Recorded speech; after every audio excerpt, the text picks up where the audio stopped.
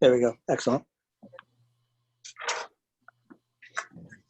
Okay, so hi everyone. It's me, Denny Daniel of the Museum of Interesting Things. Hey, and Denny. This is the Doomsday Apocalypse Secret Speakeasy or show.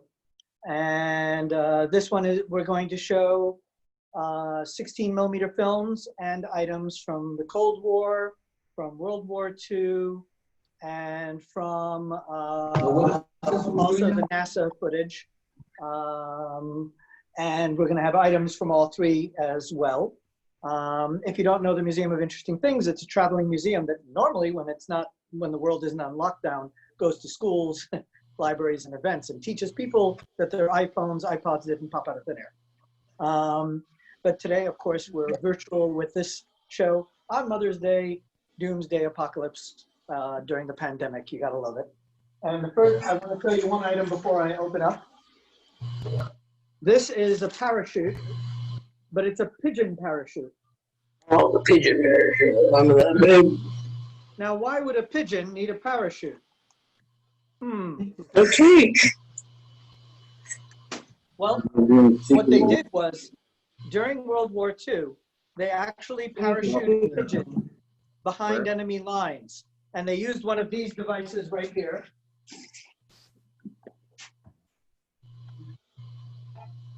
So this is a pigeon carrier.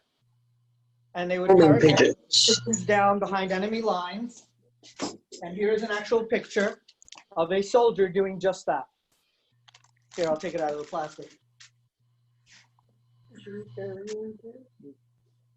So that's a wire photo of a soldier parachuting pigeons.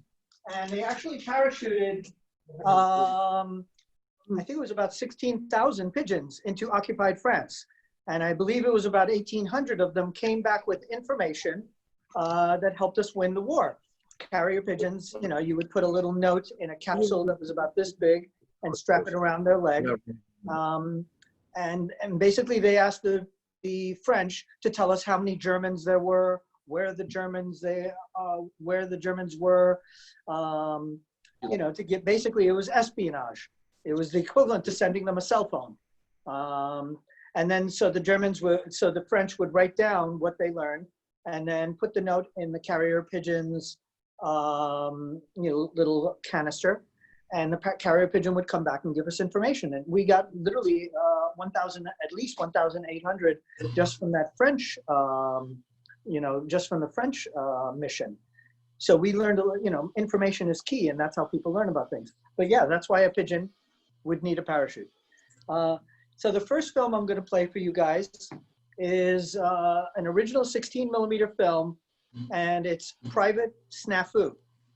Now, if you haven't heard of Private Snafu, it was these cartoons that were actually often made by Warner Brothers and Chuck Jones from Bugs Bunny fame, and Mel Blanc actually would often do the voices for them. So these guys, who later became our animators, were animating for the war effort. And they made these films called Private Snafu. And Snafu stood for Situation Normal, All Effed Up. And I'll let you guess what. Hold up. Or at least that's what most of the soldiers felt it stood for. And so this one, so it was supposed to teach you how to behave, how, you know, what to do. Kind of like what we're going through now with our pandemic. So with the pandemic, they're telling you to wash your hands, to wear your mask, to stay 6 feet apart. So during the Cold War, during World War II, we had other problems. We had to worry about spies.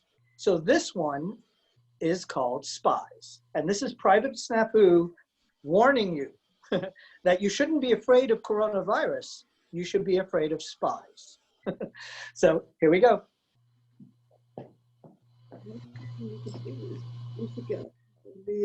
Is it going to come up to the bigger screen?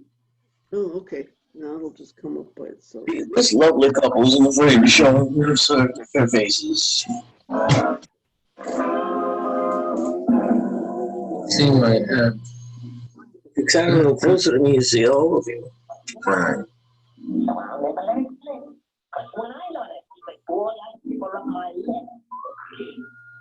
Now, the military secret that I carry in my brain, I keep in safe deposit with a padlock and key. You bet I got a secret. Well, I bet we find it out. It's always got a secret, but I bet we find it out. Well, there's me. Hello, Ma. I got a secret. I can only drop a tip. Don't breathe a word to no one, but I'm going on a trip. Don't breathe a word to no one, but he's going on a trip. Hey, give me some magazines to read for when I'm on the ship. Don't breathe a word to no one, but he's going to go by ship. It's a sense to keep a secret. A fella just takes care. He's sailing on a troop ship now. We got to find out there. I'm a 1,000-silent soldier, just as steady as a rock. Here's to my little secret with its chain and padlock.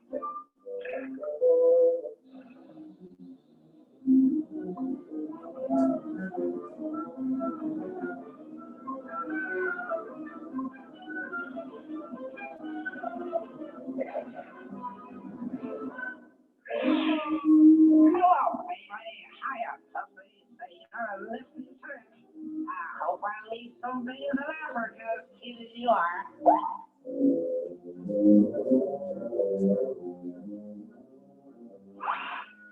This message is important. I must flash it double click. It's been a wonderful evening, and I'd like to stay some more. But I gotta get a move on now. I sail at 4:30.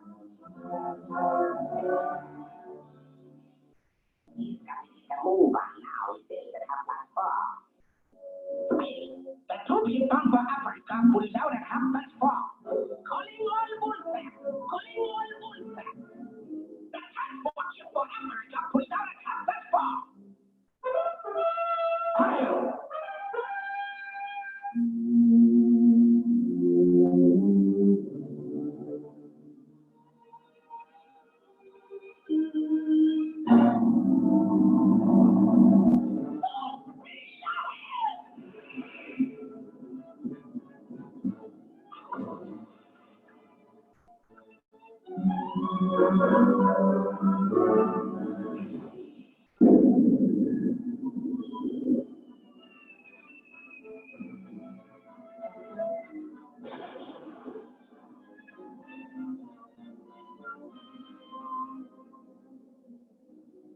Now, who in hell do you suppose you want to let my secret out? What was that I heard you say, my little sauerkraut? You wonder who in hell you want to let your secret out?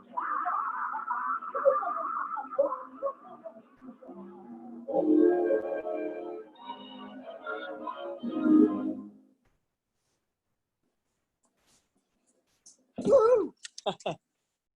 So that was, like I said, Private Snafu. And now you guys know how to keep a secret when the army happens, when the war happens. So the next film I have strung up for you is basically the holy grail of films. Let me see if, oh, I wanted to show you the flight records. So they did have flight records for these pigeons. So this was a book that the pigeon would write in where he went. No, the army soldiers would write where they went and what they did. So they would actually know which pigeon did what and where they went and what the notes were and everything. And the pigeons had numbers. So you would have PG-15, PG-16, PG-17, and that would be PG, you know, your pigeon number 1 through 15, 16, and 17. So they did actually number the pigeons. They knew exactly what was going on. This was very tracked. So like I said, the next film is going to be the classic, the one that you've all been waiting for, the holy grail of films. This is the original duck and cover film. Yep, with that turtle, you know, that, and telling kids in school that they're supposed to duck under their tables. I, after years and years of doing the museum, finally got the original duck and cover film. And I'm gonna play it for you right now. This is, I always like to show this one because this is the best of them all.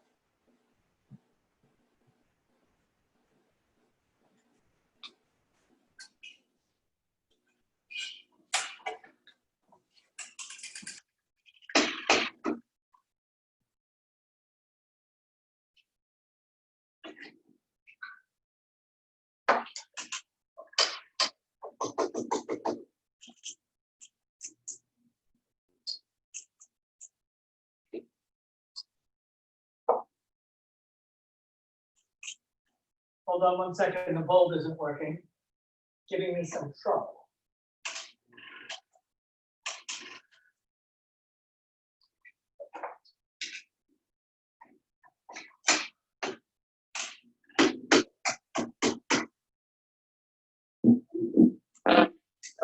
Okay.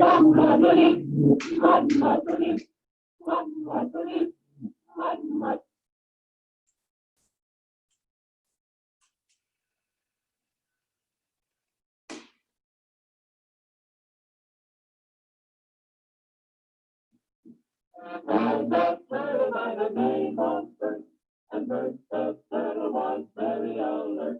When danger threatened him, he never got hurt. He knew just what to do. He ducked and covered, ducked and covered. He did what we all must learn to do. You and you and you and you. Duck and cover. Be sure and remember what Bert the Turtle just did, friends, because every one of us must remember to do the same thing. That's what this film is all about. Duck and cover. This is an official civil defense film produced in cooperation with the Federal Civil Defense Administration and in consultation with the Safety Commission of the National Education Association. Produced by Archer Productions, Incorporated. Hey, Bert, come on out and meet all these nice people. Please? All right. We really can't blame you. You see, Bert is a very, very careful fellow. When there's danger, this is the way he keeps from being hurt. Sometimes it even saves his life. That's why these children are practicing to duck and cover just as you do in your school. We all know the atomic bomb is very dangerous. Since it may be used against us, we must get ready for it, just as we are ready for many other dangers that are around us all the time. Fire is a danger. It can burn whole buildings if someone is careless. But we are ready for fire. We have a fine fire department to put out the fire, and you have fire drills in your school so you know what to do. Automobiles can be dangerous too. They sometimes cause bad accidents, but we're ready. We have safety rules that car drivers and people who are walking must obey. Now, we must be ready for a new danger, the atomic bomb. First, you have to know what happens when an atomic bomb explodes. You will know when it comes. We hope it never comes, but we must get ready. It looks something like this. There's a bright flash, brighter than the sun, brighter than anything you've ever seen. If you are not ready, did not know what to do, it could hurt you in different ways. It could knock you down hard, or throw you against a tree or a wall. It is such a big explosion, it can smash in buildings and knock signboards over and break windows all over town. But if you duck and cover like Bert, you will be much safer. You know how bad sunburn can feel. The atomic bomb flash could burn you worse than a terrible sunburn, especially where you're not covered. Now, you and I don't have shells to crawl into like Bert the Turtle, so we have to cover up in our own way. First, you duck, and then you cover. And very tightly, you cover the back of your neck with your face. Duck and cover underneath a table or desk or anything else close by. In Betty's school, they're talking about the atomic bomb too. Betty is asking the teacher, how can we tell when the atomic bomb may explode?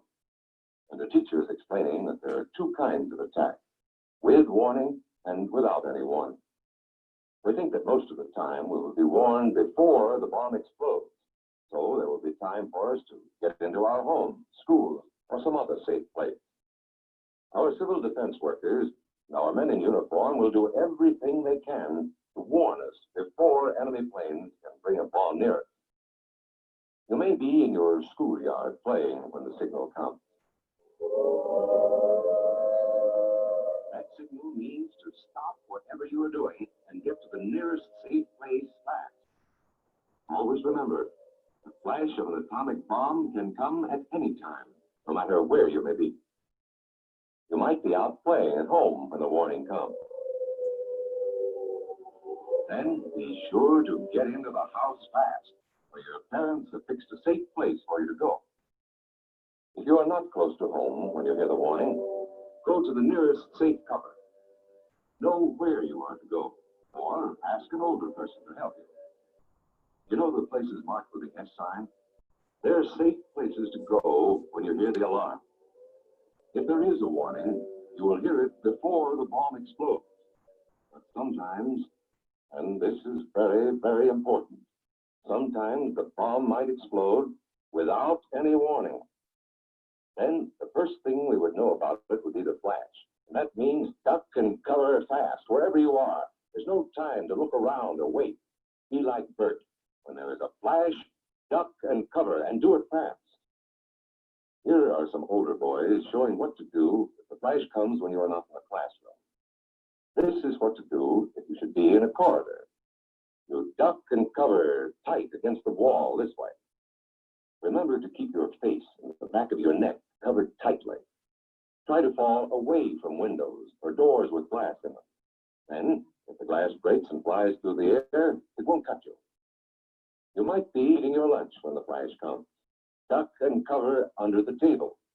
Then, if the explosion makes anything in the room fall down, it can't fall on you. Getting ready means we will all have to be able to take care of ourselves. The bomb might explode when there are no grown-ups near. Paul and Patty know this, and they're always ready to take care of themselves. Here they are on their way to school on a beautiful spring day. But no matter where they go or what they do, they always try to remember what to do if the atom bomb explodes right then. It's a bomb. Duck and cover it. Paul and Patty know what to do. Paul covered the back of his head so that he wouldn't be burned, and Patty covered herself with the coat she was carrying. They knew how to duck and cover. They acted right away when the flash came. If they had been at this doorway when the bomb flashed, Paul and Patty would have ducked and covered this way, like this girl. Heavy doorways are a good place to duck and cover.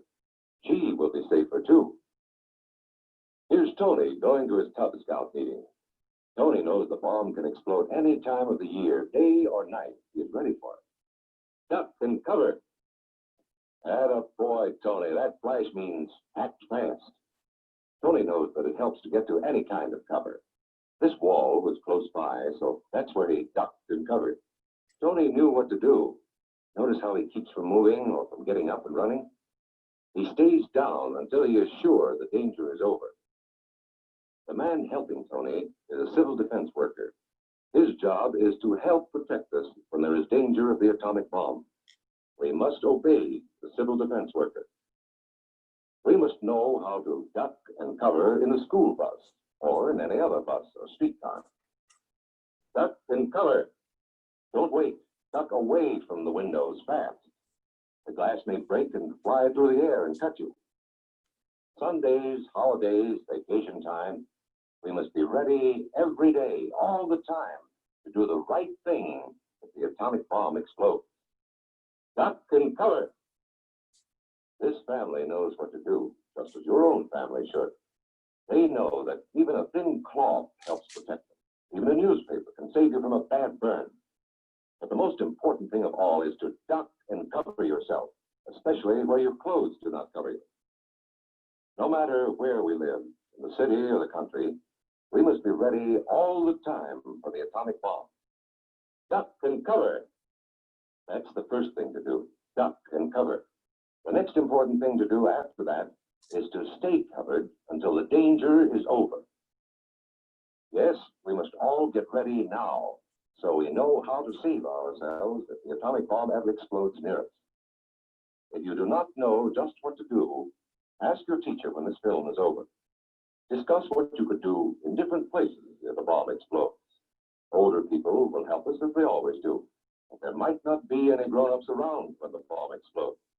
Then you're on your own. Remember what to do, friends.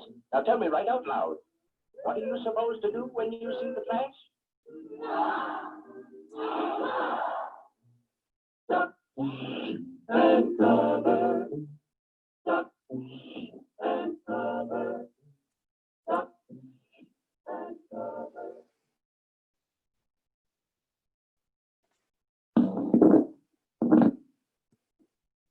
And So what are you supposed to do, everyone? Duck and cover. When you get yes, you're coronavirus, asking me. that's what, next time you're outside and someone is less than 6 feet from you, I want you to all to duck and cover. Jenny, when was that film made? Yeah, When was what that? year? What year was that film made? I don't know the exact year, but it was in the during the World War II, so it's between that era of 1940, 42, 43. No, actually it's after the war, so it's somewhere in the 40s, maybe in the 50s. Cold War Actually, era. the, Exact year for hi, it's Chelsea. Hi. Actually, the duck and hi, how you doing?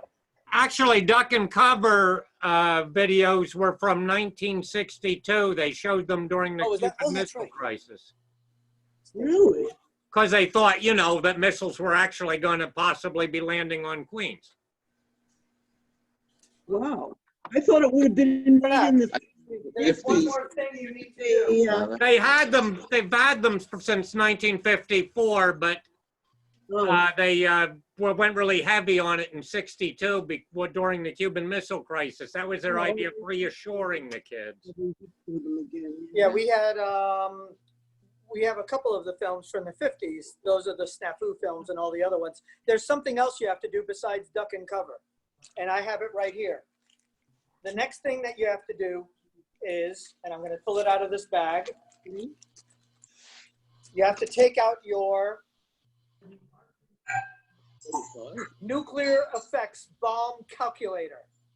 Yep, this is an original nuclear effects bomb calculator from, it was produced like late 50s until the early 60s. And it really was a calculator, it was a slide rule. And so if you saw a mushroom cloud outside, rather than ducking and covering, you'd want to calculate with your calculator how much skin is going to be burned off your nose when it's done with you. Clearly, that's the first thing you want to do, break out your slide rule. And of course, it comes with a very large book that you want to read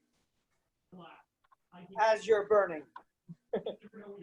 So there it is, The Effects of Atomic Weapons.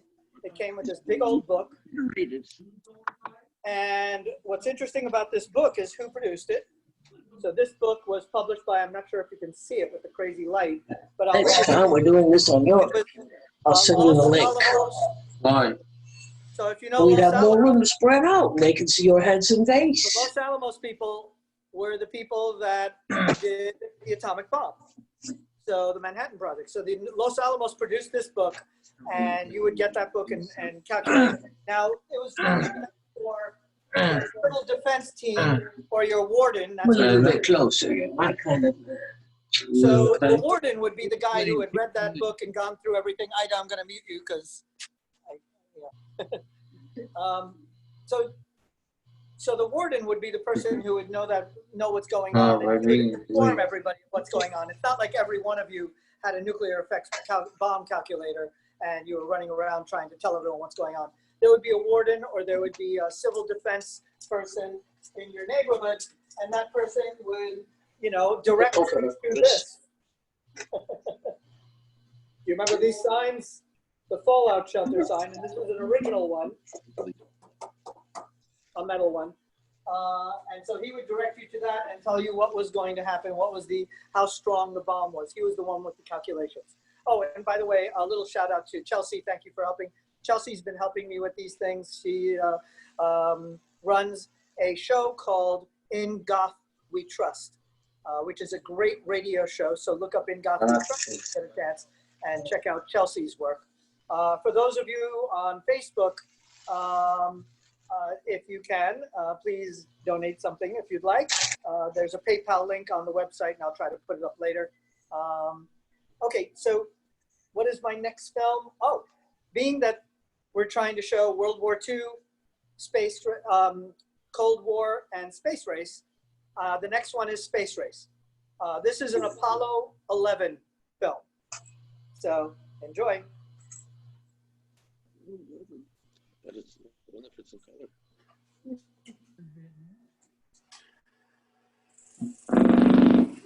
Oh, it's silent, so I'm going to play some craft work. Probably put by the. I like craft work. Reorganization. Is this backward?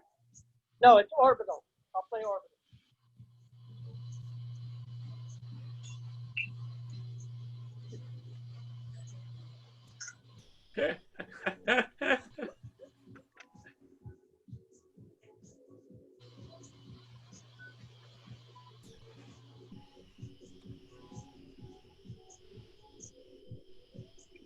Unitarian.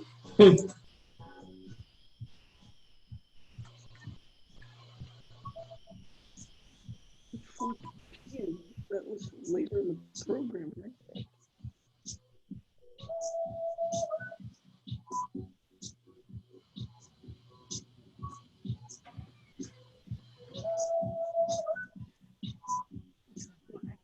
See this picture? You know what that is?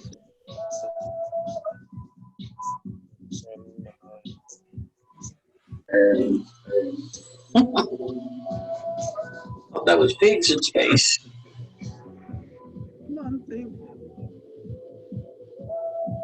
Wasn't it? And Jody. The picture of him very young.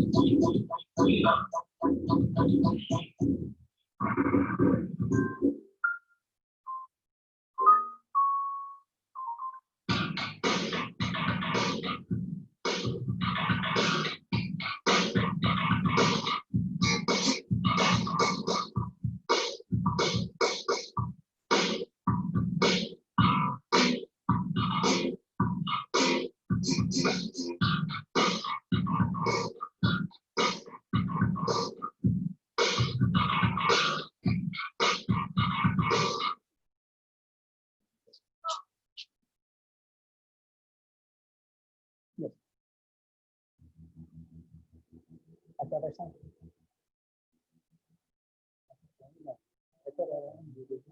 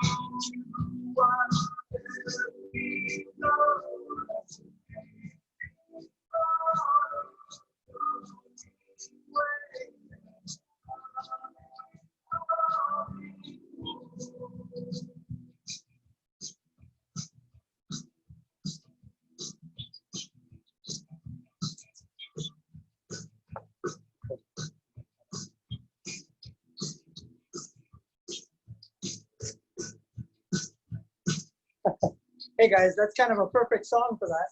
Hi Lenny. Hold on, let me turn that off. So what did I play for my next one? Let me take a look and see what I put on. Oh, okay, I remember it. So the next one I'm going to play is another one of these films that were like private snafu type films. Let me take you all off mute. Unmute call. Hey, Denny. Denny? Hi. Yeah, hi. I just wanted to make a comment that was the moon landing, right, in 1969. And my father worked for Grumman Aircraft, and he worked on the moon landing. The Really? lunar module, yeah. That's incredible. That's so cool. Wow. That's Yeah, impressive. pretty cool. He only had an 11th grade education, but he was, in those days, Self-taught. do it. That's impressive. Sometimes I wonder if people today don't have like that kind of education too. For sure. In fact, the guy who designed some of the launch pads, some of the parts of the space shuttle program is a friend of mine, and he gets me some NASA stuff. So I actually have a NASA jumpsuit that I'm going to show you guys later from the space shuttle program. Jumpsuit, baby. Yes. And then also, believe it or not, my sister worked at NASA. My sister was the industrial psychologist at NASA. She was a Columbia University PhD in industrial psychology and ended up working for NASA for a while. When she quit, around the time that she quit was around the time, you remember that story where there was a love triangle at NASA and some woman wore a diaper and drove across country? Yes, I do remember. that was right after my sister quit. So I called her up and I said, look what happens when you quit NASA, being the industrial psychologist. They all go crazy, put on diapers and drive across country. Drive for hours and peeing in her diaper. Yes, that was Yeah. horrible. She wouldn't have to stop. Yeah. Yeah, so she wouldn't have to stop. I actually met a girl that knew her and knew the whole love triangle and said the media blew it out of proportion. But either way, she had a diaper. So, you know, either way, it's funny. you can't really, there's no way not to blow that out of proportion. It's already out of proportion once you put a diaper in the car and drive across country. So the next film is called Chatterbox. So this is another one of these films where you have to be careful what you say, because you never know if coronavirus or the Russians or the Germans are listening.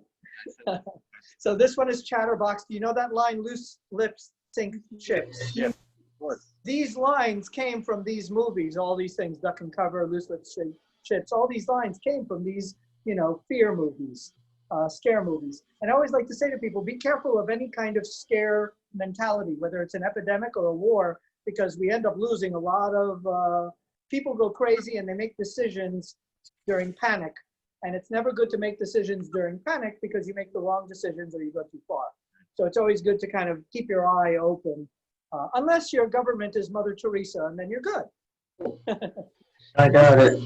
Government is somewhere in between, not quite not quite Hitler and not quite Mother Teresa, somewhere in the middle. So it's always good to keep at least one eye open. But of course, you want to have a face, you know, shield over that eye so someone doesn't spit in your eye and give you corona. So the next one is Chatterbox. Don't be a chatterbox. So I'm going to stop and play a movie.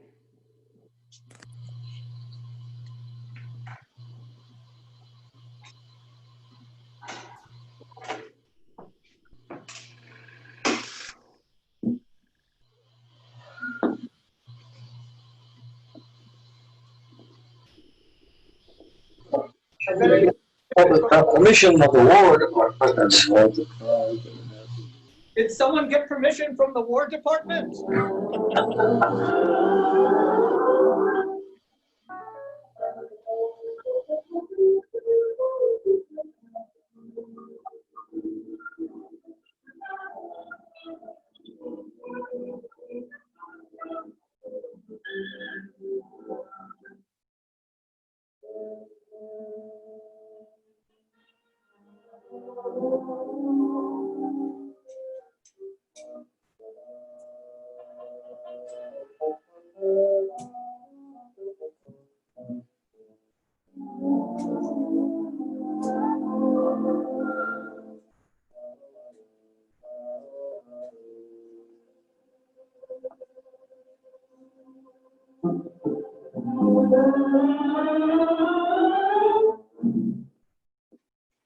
Your careless talk is missing valuable details of information. Details, fragments, odd bits and pieces which you can string together into a complete pattern of our plan. You may think you can trust the person you're talking. A close relation, a lifelong friend, but you never know whether he or she will pass it on. You never know until it's too late. And just as you have trusted them, they may trust someone else. One by one, they pass it on. Before you realize what's happened, your scrap of information has become common gossip.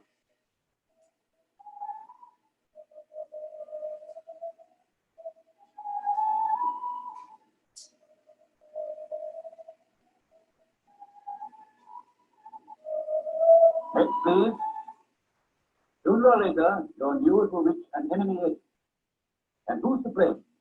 All the loose-mouthed, careless fools who talk, and more particularly, you.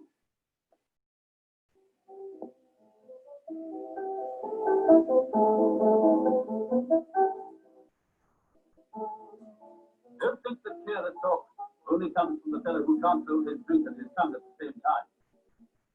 It comes from all sorts of people in all sorts of places. So the second you was down to the town hall stuff, did we? That's what he thinks. You know, I hear quite a lot when I'm driving a major about. Only yesterday I heard him tell Captain Brown that we'll be moving before then. Overseas at that. What was the rain to visit last night? I never heard of the noise. And didn't hear the new bomb, the kind that crackles instead of burning. That's Hitler's new weapon. Of course, it's terribly secret. But my husband's in the Home Guard, so naturally he knows all about it. Home Guard, well, you can tell him from the army that bomb down you had that done. It don't fire a normal shell at all. It fires a, well, it's got a casing, and it's a... It's a lovely sight itself, but it's wonderful. That's from your Annie lately. I got, how do you know, girl? 3 months ago. My old man got his leg cancelled again. Oh, you want, Joe? Oh, too far medication to do this morning. They seem to be terribly overworked at the depot. Oh, they are, I'm sure you know why. This is his story, it's a big top too. And he says they're refitting the 20th Army for overseas. He's a lovely Jimmy. So that's what it is, is it? My husband always said if only he had a chance to talk to the general, let him down there. Sometimes you yourself are so familiar with the information that you imagine there's nothing secret about it at all. Yes, but interference isn't always set, so always depending on one wavelength. No. Now take another night. Works okay, not long wave, short wave, and intercom. In fact, there's a coil. Everyday knowledge to him, but it may be news to the enemy.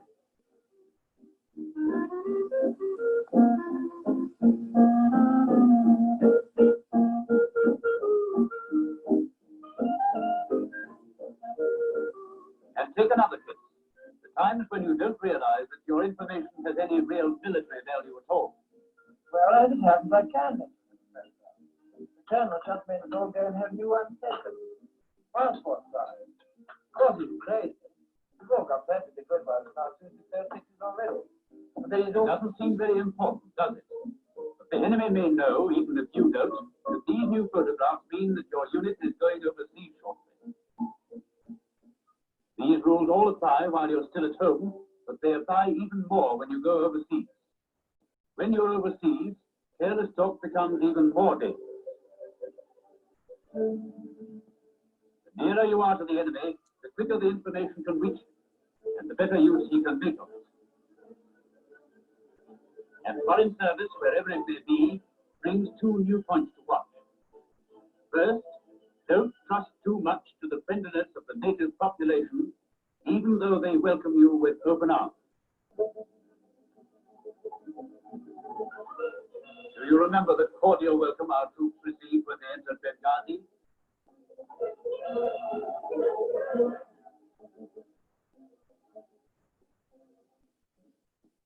Now see how the same people welcomed the Hun a few months later. Ready apparently to cheer all comers. The second point is even more important. Don't imagine that foreigners can't understand English just because they show no signs of doing so. Overseas, too, there is always a tendency to relax when you're behind the lines, a feeling that you're miles away from the enemy, and that no one who matters can hear what you say. Don't you believe it? It's still careless talk, and it's still dangerous. You know, we should have been in a hell of a mess if the Navy hadn't come along. You weren't held in the face very strongly, were you? Strongly? You only had a company and a half. You know, that sector always has been very lightly held. Lord knows what will happen if the Hun attacks again. But still, maybe he thinks they're stronger than we are. There's another time when you're liable to relax, and that is when you are wounded. But once again, remember, foreigners may understand English, even though they don't appear to. Nada. Jackson Marcus. And the same to you, miss. Let's just see what it takes again. Oh, thank you, miss.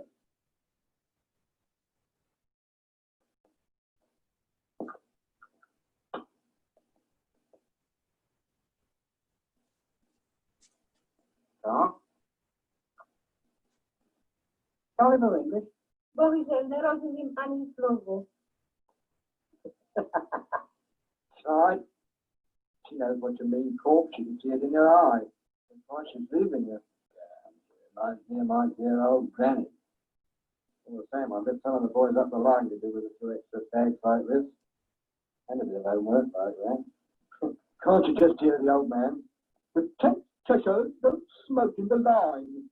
Oh, no, they don't have women neither. Poor beggars.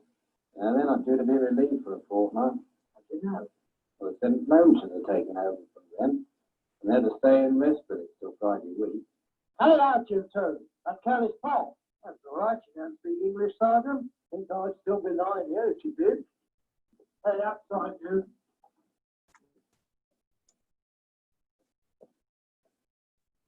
Now sit down, no horses. No safety.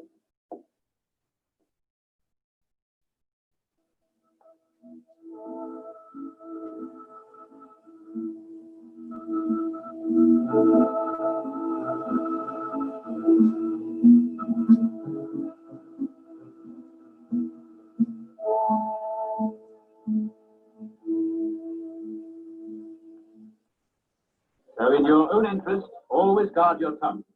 Don't let vanity show off your knowledge. Don't let drink oil your tongue. Don't trust anyone, not even your best friend. Don't imagine that foreigners can't understand. Don't relax behind the line. And never take friendliness for granted. Tiny fragments of news may not seem vital in themselves, but added together, they can build up into a mass of information and tell the enemy exactly what he wants to know. There's only one safe way to keep a secret. Wherever you are, keep your mouth shut.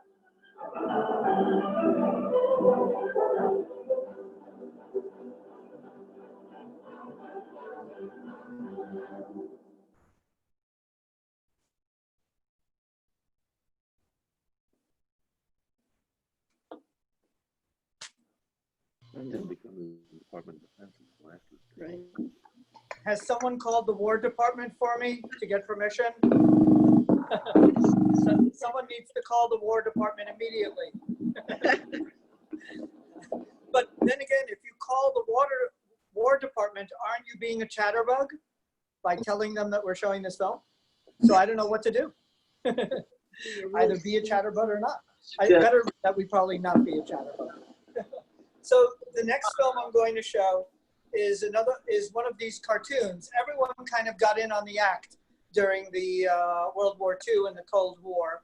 So all the cartoon companies did something, from Bugs Bunny to Daffy Duck, Walter Lantz, and all those people who had produced various cartoons on this matter. So we talked about the carrier pigeon and the pigeon parachute.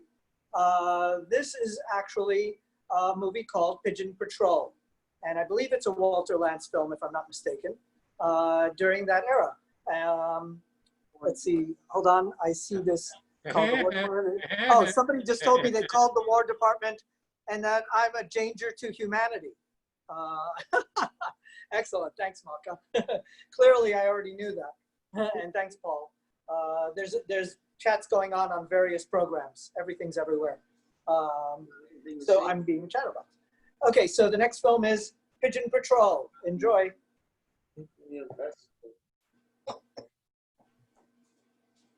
Where are the nuclear vessels?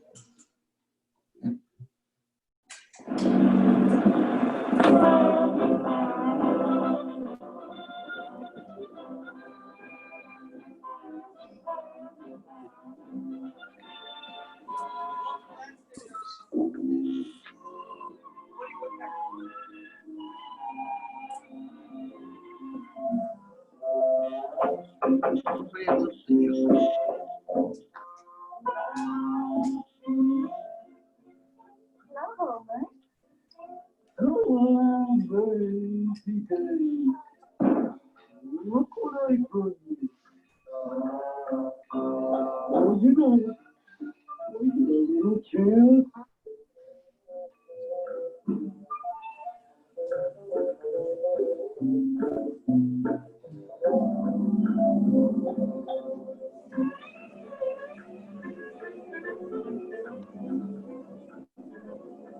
Passenger. Area pigeon. What do you think I do? I have been good. What would you like to know? I'll show you. I'll be the best curious pigeon in the world.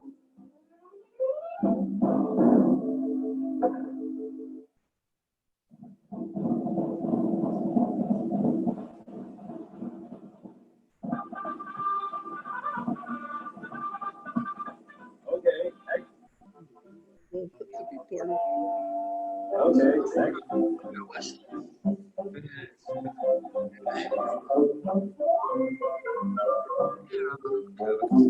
Okay, next.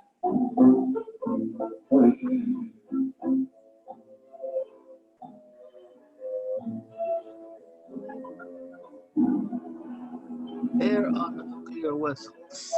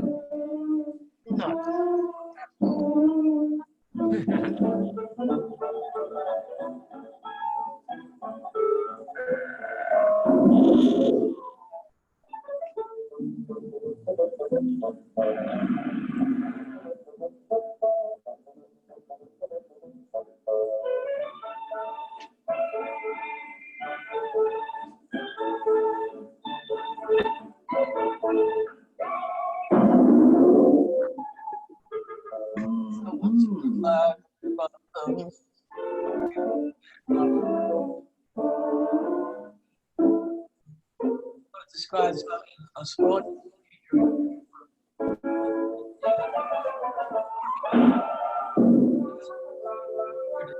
This country with you underweight. The doctor will examine this all and do that 5 pounds weight. And so that I'm going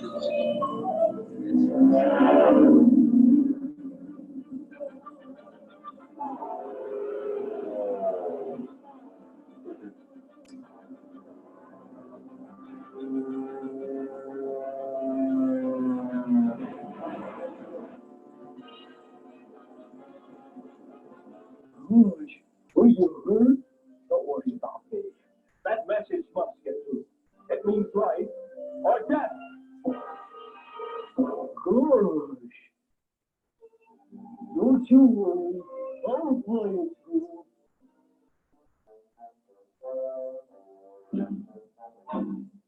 Well, here I go.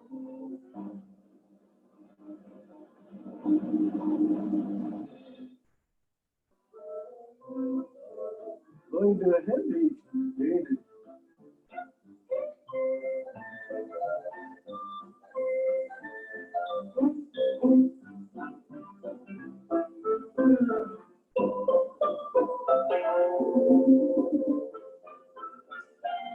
Gosh, I'm flying. I'm a carrier pigeon.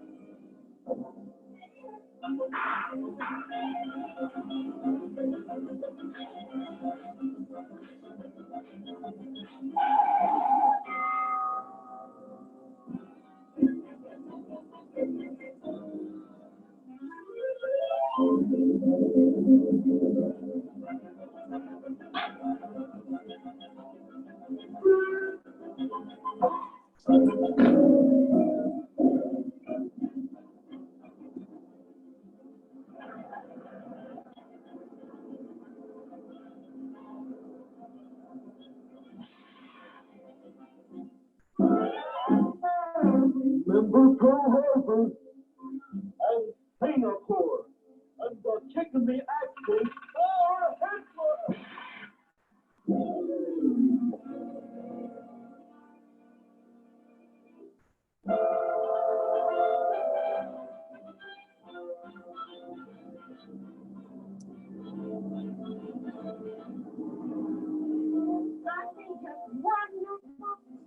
Nope. But what if I got the green heavens one?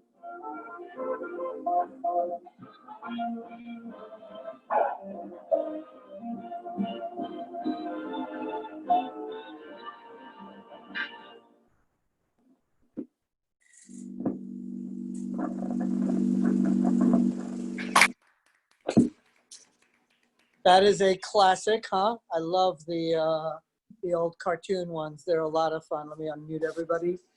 Paul, also doing a Zoom. You need to mute everyone like my dad. So let's see. What is my next one? What did I just put up? Oh my God, I totally forgot. Hold on, let me check. Oh yeah, I know what it is. So the next one is a war one. This is dive bombers. So this is a film on dive bombers from that era. So I'll play that one and then I'll start showing you some more of the items.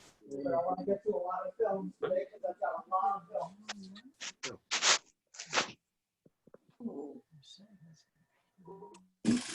films. Shallow dive than in a steep dive, because the same error in estimating dive angle makes a larger error in range. Makes sense. Right? On the other hand, it's easy to correct for range in a steep dive because the same amount of error makes a much smaller error in range than in a shallow dive. Furthermore, the same amount of error in estimating our release altitude will cause a greater range error in a shallow dive than in a steep dive. In a shallow dive, the bomb falls much farther from our point of aim than it does in a steep dive. Estimating this range correction introduces an error.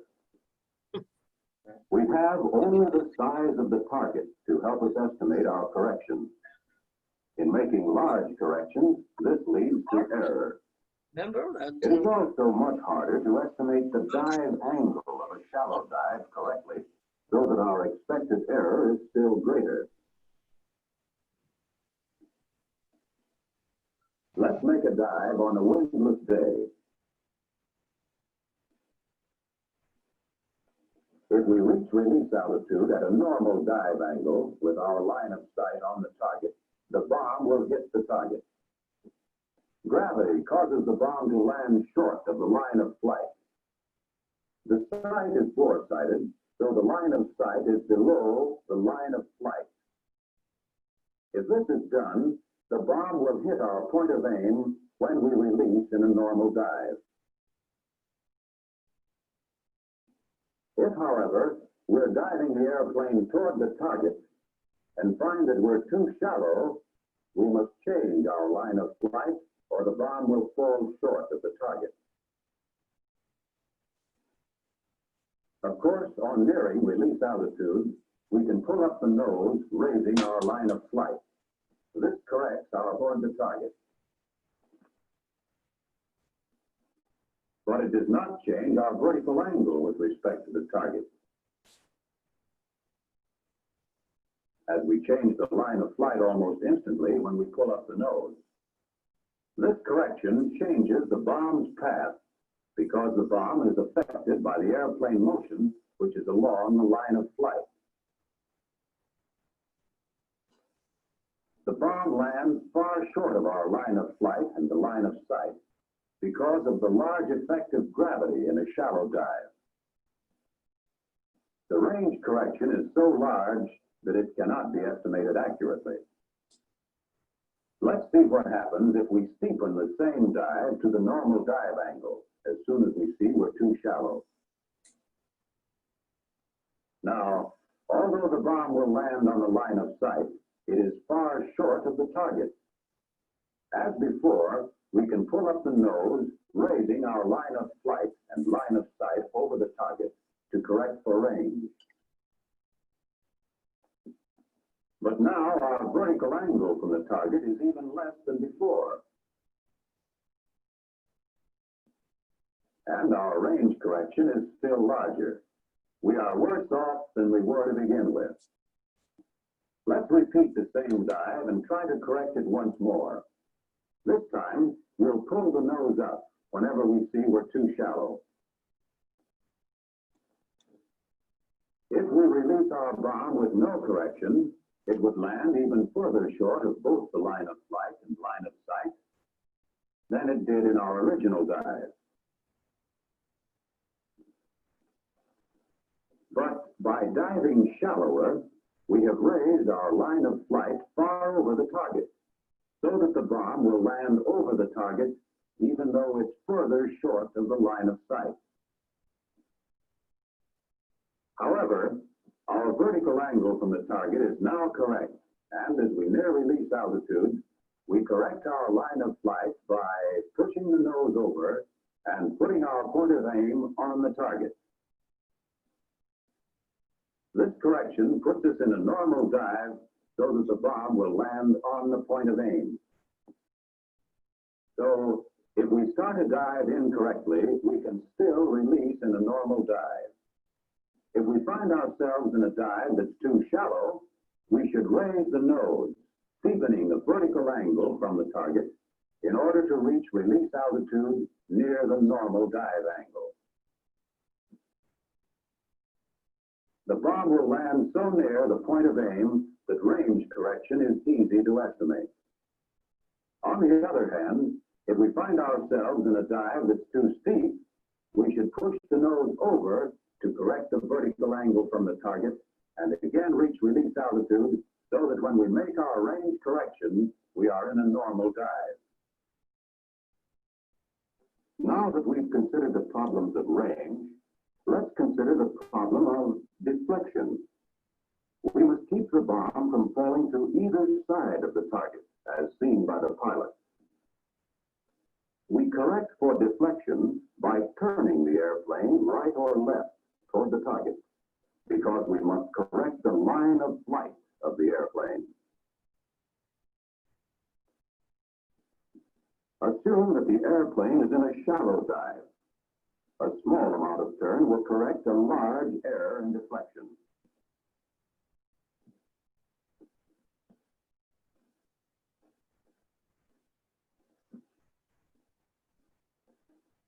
Now let's aim the airplane at the ground in a steep dive.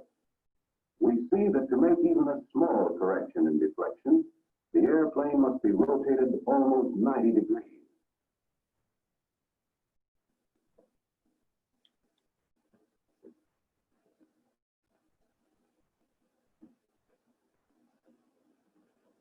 Turning an airplane in a steep dive is difficult.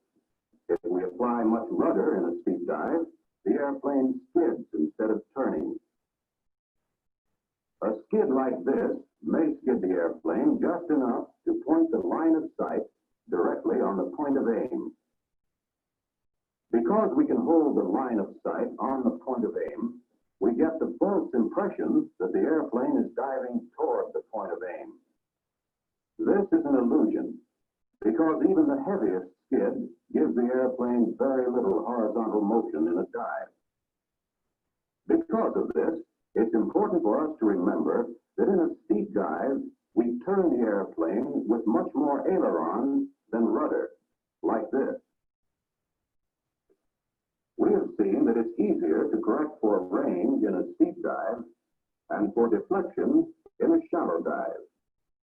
We can't do both at the same time. The only thing we can do is compromise and make our dive somewhere between the steep and the shallow dive. Such a compromised dive is called the normal dive, in which we release our bomb in a dive angle of about 65 degrees. The normal dive starts shallow enough so that deflection can be corrected with a relatively small turn.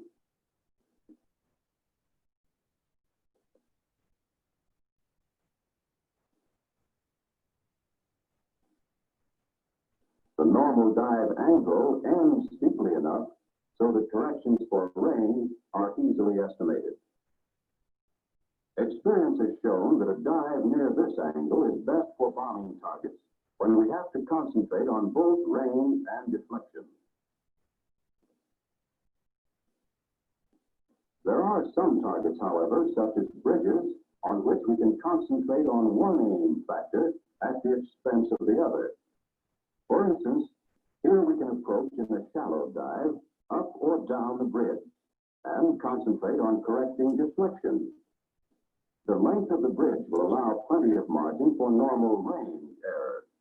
Or we can approach in a steep dive directly across the bridge and concentrate on correcting range, because the length of the bridge will allow plenty of margin for any normal error in deflection. In the previous example, we assumed that the airplane was flying to Clearly, what happened there was he dive bombed, and that was it. He's dead. He's gone. That film ends pretty abruptly, and I find it ironic that a film about dive bombing ends abruptly. I always thought that was kind of cute. Did they just used to show that film to pilots? No, I think that's for you guys. I think that's for us to learn how to dive bomb. Yeah, that would be shown to pilots. It's a training film, basically. Let me see, do I have an item to show you? Yes, I do. Does anyone know what this is? The atomic bomb, the atomic clock, the doomsday clock? Oh, I know Chelsea knows this. So this was, it was originally published as a magazine, and later I actually got the microfiche of it. And basically the doomsday clock was, if ever there was a problem in the world and we were all heading for nuclear war, doom, whatever it is, like the Cuban Missile Crisis, then the clock would get closer to midnight.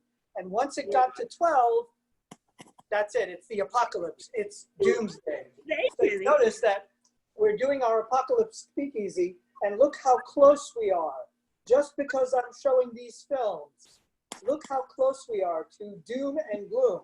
It might even be because of coronavirus. I think it might even come closer. So every so often it moves closer and further away. This still exists. If you Google this, you can actually find out how close it's getting and how further away it's getting all the time. Chelsea, you want to say something? Yeah, but first I want to ask, has the rest of you all seen the movie The Watchmen or read the Alan Moore graphic novel, one or the other? Doomsday Clock's a major The Watchmen. point Oh. in The Watchmen. Mm-hmm. Now, there were some people who were watching for us. It was called the DO line. And the DO line was literally a line of protection. It was a bunch of people that were in these science stations, these areas up north, often by Canada and and Alaska, all through there. And they were basically watching to see if the Russians were going to bomb us. They were waiting for the atomic bomb. So they were sitting in this place 24 hours a day, 7 days a week, 365 days a year, for years and years, waiting for a bomb to come and bomb America. Now, guys, as far as you recall, have we ever been bombed by the Russians? No. Okay, so these guys had the most boring job in the world because they were sitting looking at this gear and waiting for a bomb that never showed up. So I actually met the son of one of these guys, one of these DO line scientists that would sit and wait. And he was so bored that he learned photography, set up a dark room, and started taking pictures of his science station. They look like something out of Star Trek or Logan's Run. I will show you his facility. There it is. How cool is that? And these are one-of-a-kind pictures that he developed himself in his photography lab. And you can literally tell that these are like his pictures. They've got that weird, that thick feel. So that's the actual station, and it really looks like something out of a sci-fi movie. And to give you an idea of how remote this was, look at the mountain that they put these things on. So the station is there. It's the middle of nowhere. Yeah. Of course. It's literally the middle of nowhere, these stations. And I always like to give a little shout out to his dad. So this is a picture of his dad. That's what the science station looked like. Huh. How cool is that? Yeah.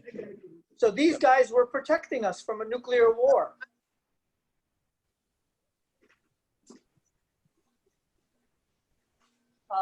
He lived out in Texas, and his son is still alive today and knows I do these shows.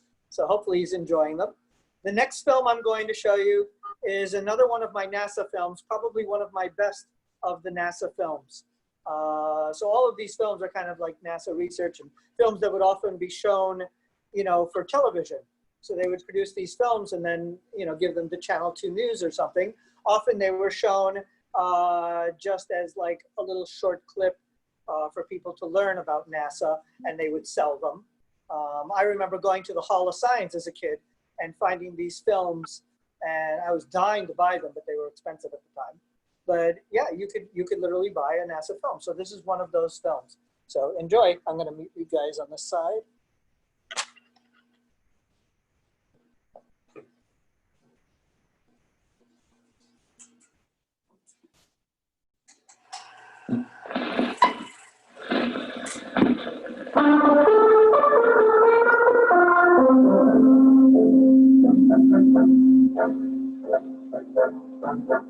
NASA, the National Aeronautics and Space Administration, presents Aeronautics and Space Report.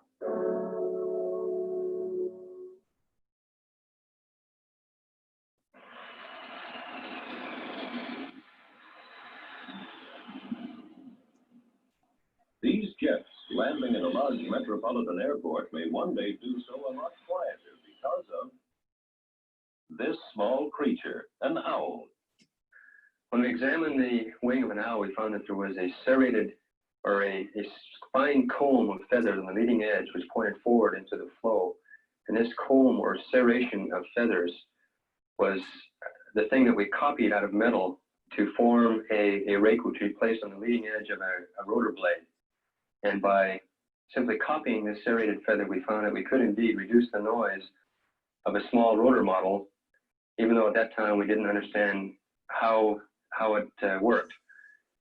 That started a series of research projects to uncover the aerodynamic and the acoustic effects of serrations on reducing noise. Paul Soderman is an engineer with the Army Air Mobility R&D Lab at NASA's Ames Research Center in California. If it turns out that the serration does reduce the noise of fan noise of jet engines, it would mean that the approach noise of aircraft approaching airports would be reduced, and it would mean less of a whine that people would hear as aircraft approach airports. Helicopters present a different kind of noise problem, especially as the helicopter blade slaps the air. Sawtooth rotor blades appear to be a promising way of reducing this noise also. Many future tests will take place in this 30 by 20 foot soundproof room. Walls, ceiling, and floor are covered by foam wedges. And these wedges absorb the sound such that there are no reflected sound waves from the walls, and we can make acoustic measurements in the room without worrying about contamination from reflected noise. It's the same as going out into free space and measuring noise, but now we can do it in a laboratory condition. From the wings of owls may come the ability to make tomorrow's airport a quieter place.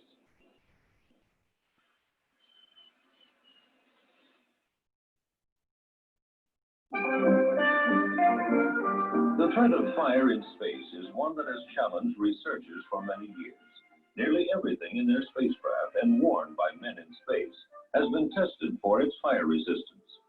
As a result, there now exist materials made for space use that may one day make your home a lot safer from fires. The Battelle Institute in Columbus, Ohio, recently completed a series of experiments to test out these space-age materials. This room, furnished from a local department store, was set on fire using a crumpled newspaper.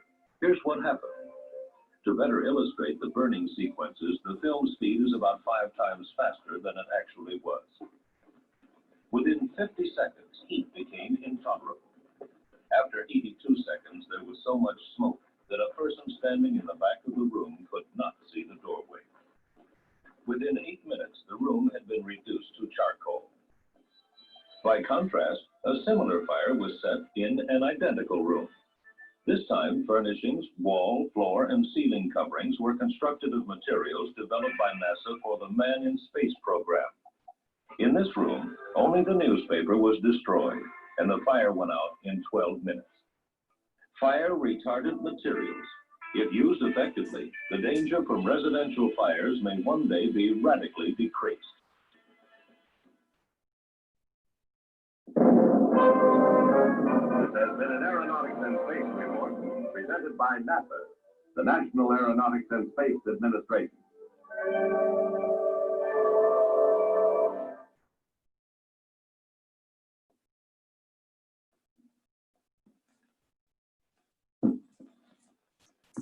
Thank you. That is our NASA film. There's a lot of inventions that end up coming out of NASA stuff. Even things in our kitchens will end up being a NASA invention, like the mixers, vacuum cleaners, all sorts of things that we use in our modern life are NASA-inspired inventions that end up going into public use eventually.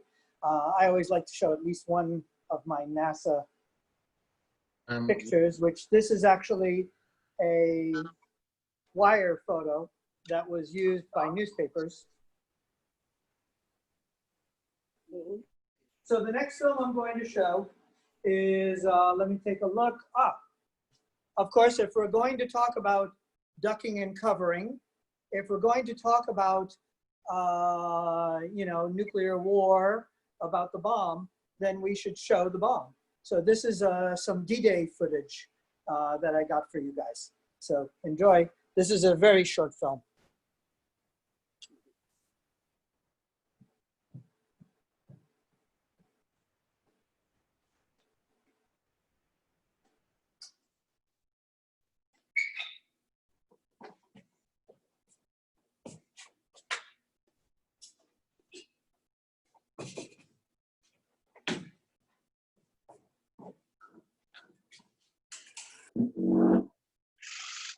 Now more than were blasting Nazi installation plans.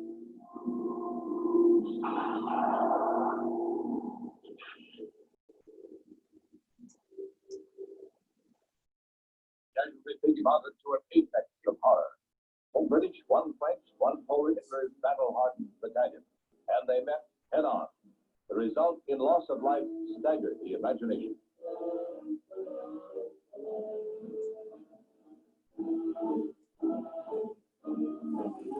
On and on came the Allies, from the bomb-sprayed decks of 5,000 ships and 4,000 ship-to-shore craft.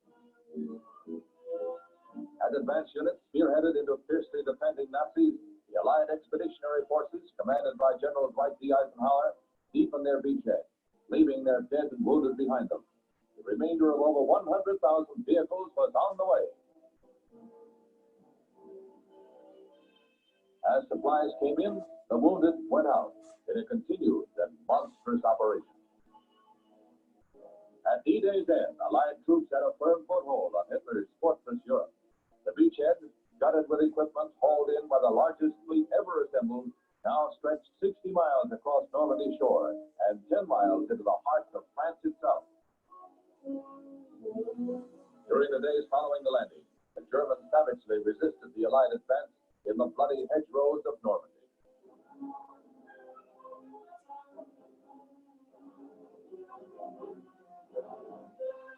Out of the bitter struggle in the next few weeks, the Nazis were to lose almost 14 divisions.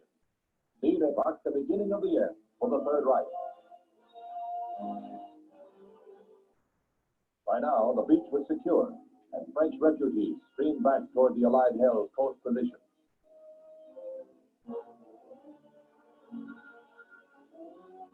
Luckier GIs moved up behind life-saving mine detector units as the relentless push from the beach continued over the pockmarked roads of embattled France. By August 1st, General Patton's tanks were blasting the outskirts of Saint-Malo.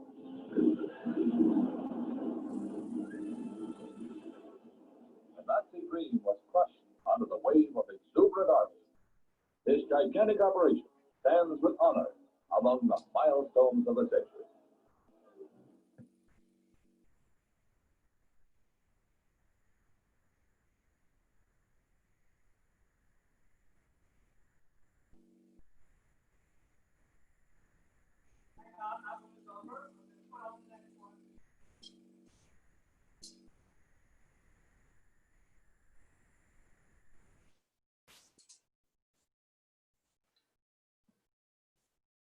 Hold on, everyone. I'm just putting in the next film.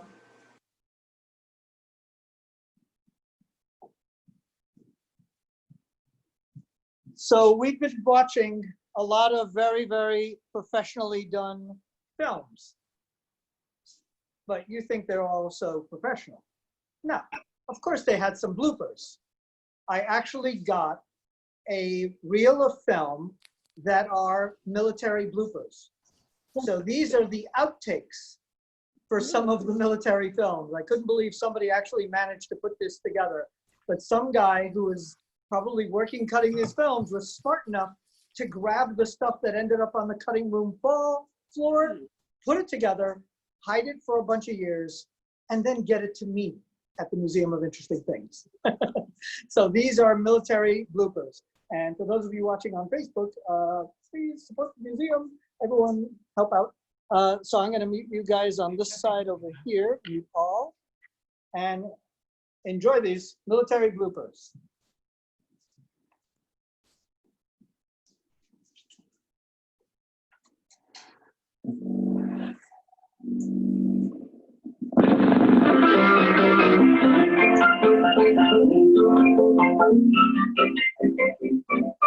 Southwest Mine Spec, aircraft north from their airline. Right? No. You wouldn't waste the time, the men, or the money. That does make sense. Okay, fellas, we'll get the photo boys to scrape the bottom of the barrel. I'd also like to find out if he has any unusual concentration of trucks for the transport. I believe if he planned to move north, he'd have everything that he wouldn't need immediately already on the way. I want to see those roads leading north. Right, Dave, I'm sold. Anything else?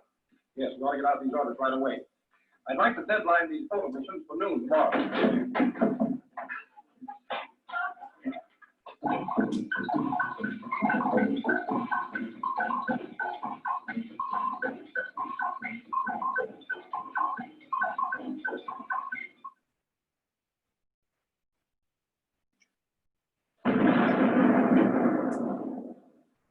You've been here 20 hours already. I wouldn't mind being so hungry, but I can't feel my legs anymore. I haven't had any feeling in my legs for 5 hours.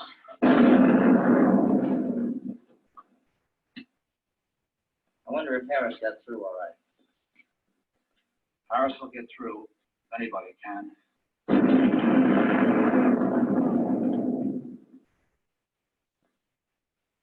You know what I wish?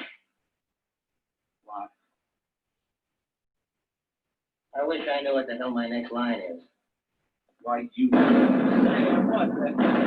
Oh, great.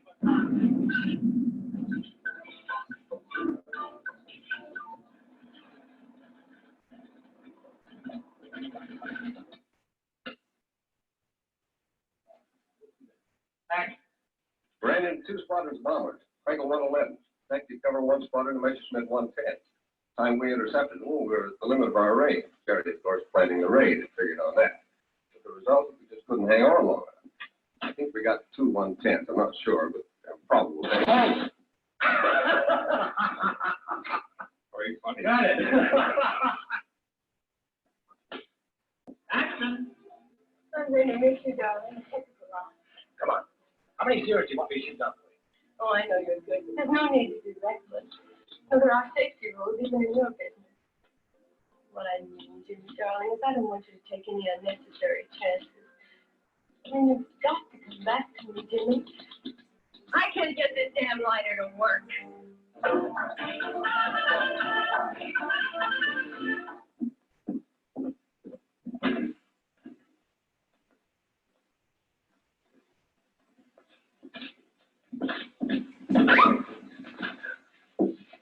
Oh, fine. Take this out and have it taken. Got it.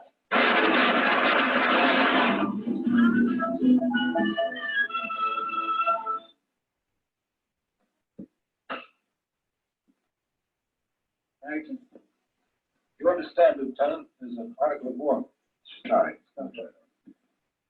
You understand, Lieutenant, there's an article of war covering your company. Sir, but not another word. I'll call headquarters. Give me headquarters. Hello. Right away. What else? Yeah, hell of a kind of nowadays they use the phone the other way around. Cut it.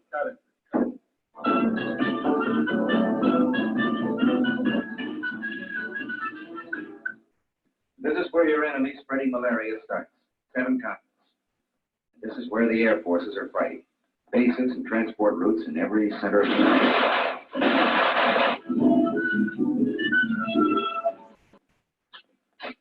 Scene 24, take 2. Speed. Oh, cut it. warning inputs gas. Ice on your wings. Not so good, son. Not so good. Lose your head. Remember what you've been taught. Who the hell is walking across that sky?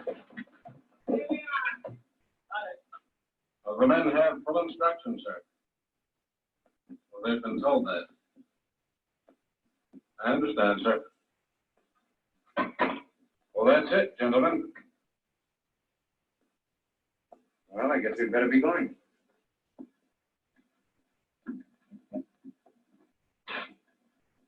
We'll have your report for you, sir, as soon as possible.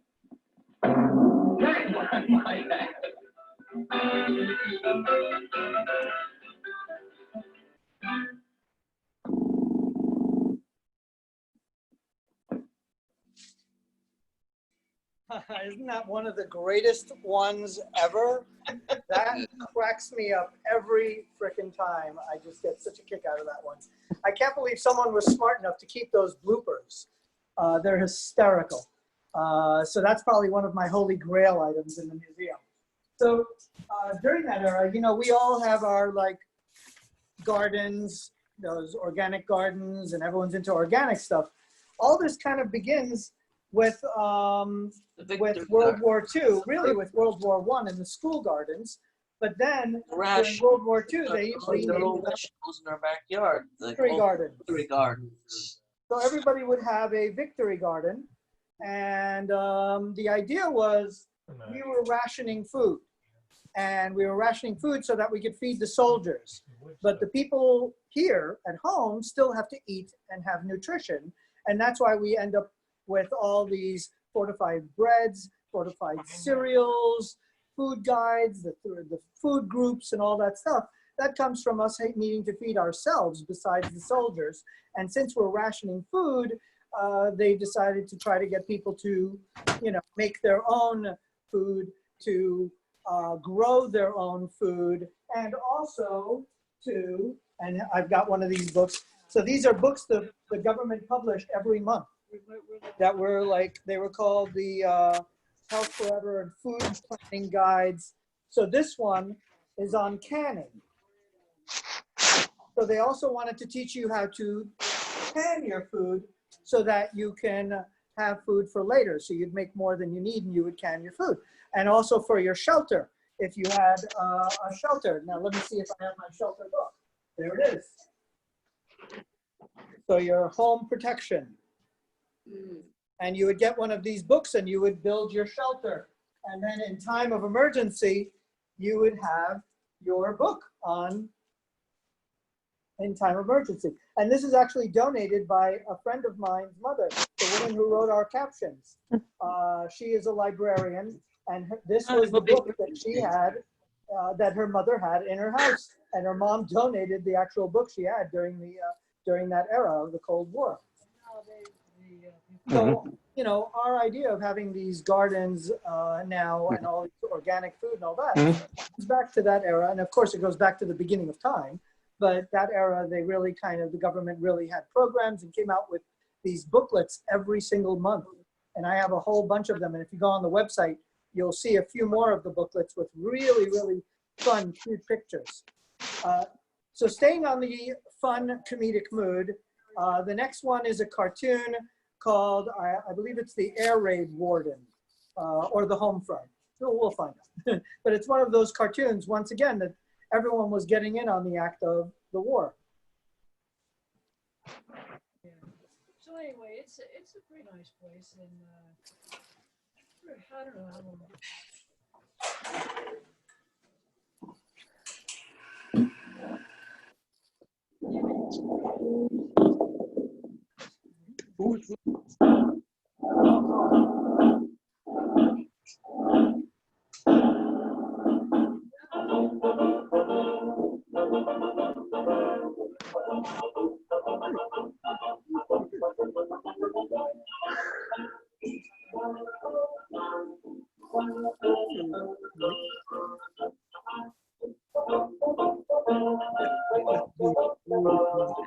I've seen this. Hey, Denny. Kids to eat spinach. Oh.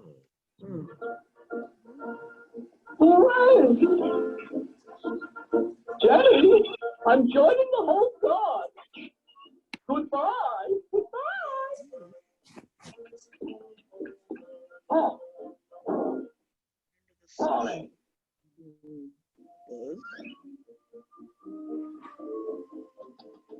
Andy Goose.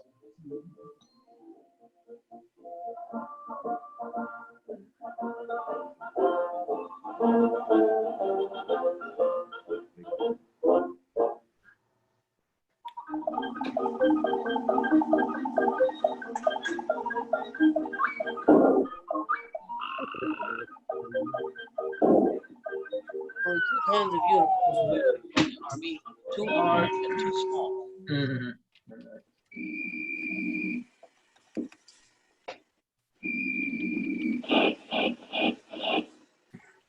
And turn.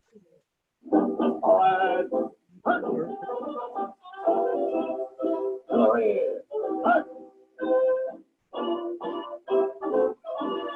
One right. Turn. Rear. Turn. Single fire. Turn.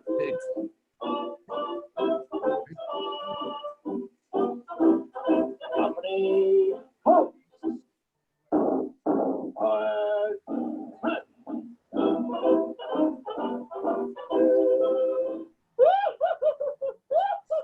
And shut. Wipe that smile off your face. A wise guy, eh? Right face, left face, on time. Halt, about face. Why don't you make up your mind?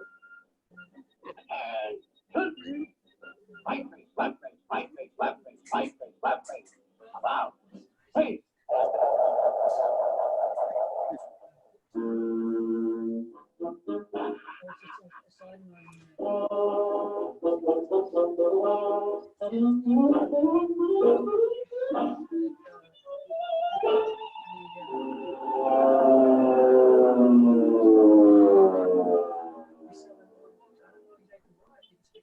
You're on guard to me now. Keep your eye open for the fifth column. Fifth column?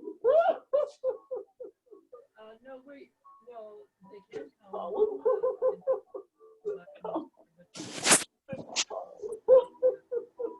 purchases are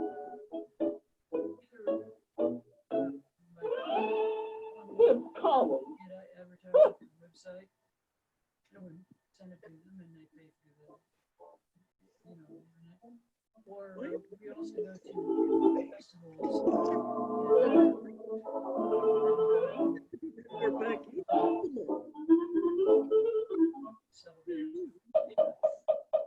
That's why I work though. Don't move! Oh, Captain, I've got the fifth column.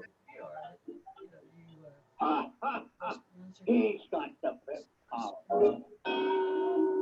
Don't do that!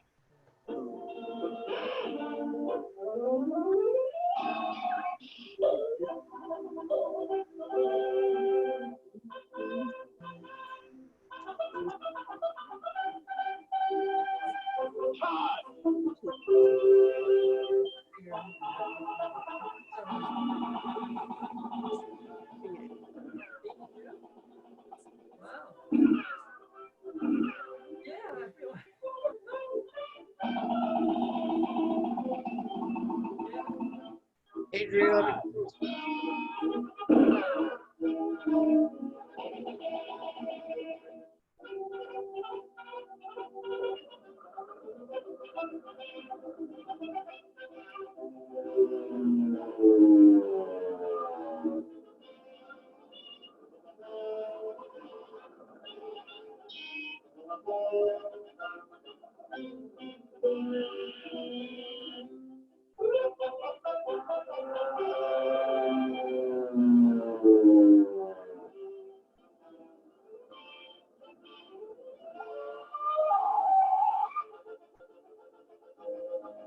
Janet!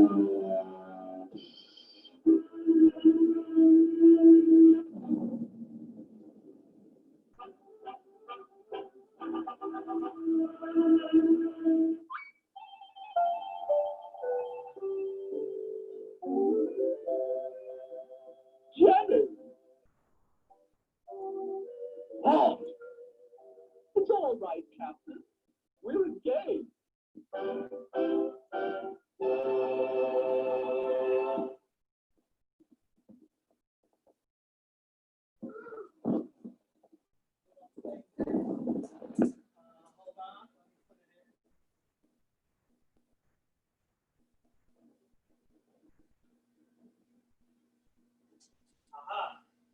Okay, I definitely want to talk about this one. Hang tight.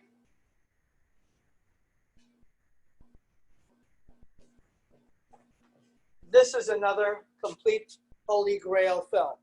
You are going to go completely crazy over this film. This is the most ridiculous thing ever done. It's during the Vietnam War era, and this is a film that's called Toys. So, Paul, are you still here? My friend Paul, who loves, and he wrote something here. This is a Gangy Goose cartoon from Cherry Toots. That's right. Paul, you're going to appreciate this one because he had worked at Fisher-Price for a long time. Now, this one is Toys. So they were trying to,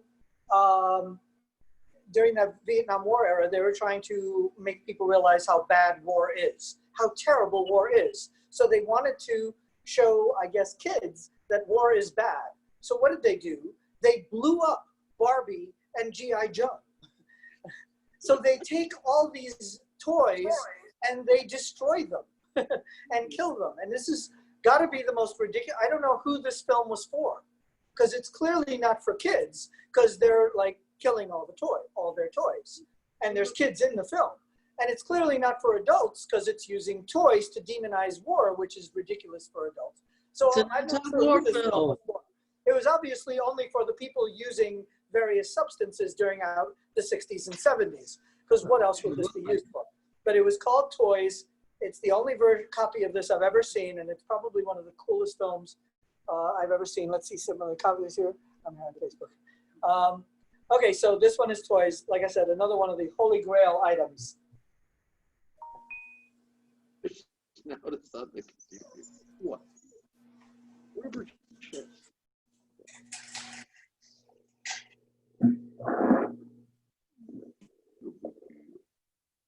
It was a protest film because Mattel, who made G.I. Joe and Barbie, also made the M16.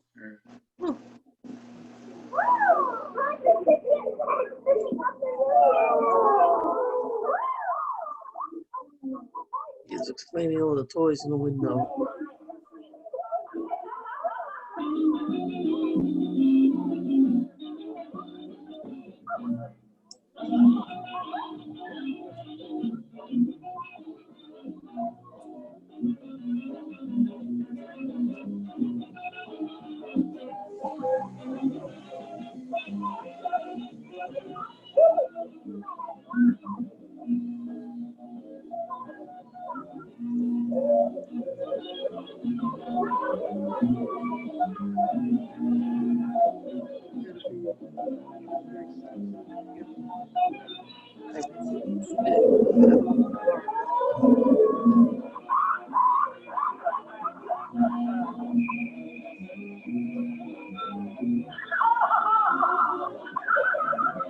Anti-war and anti-war.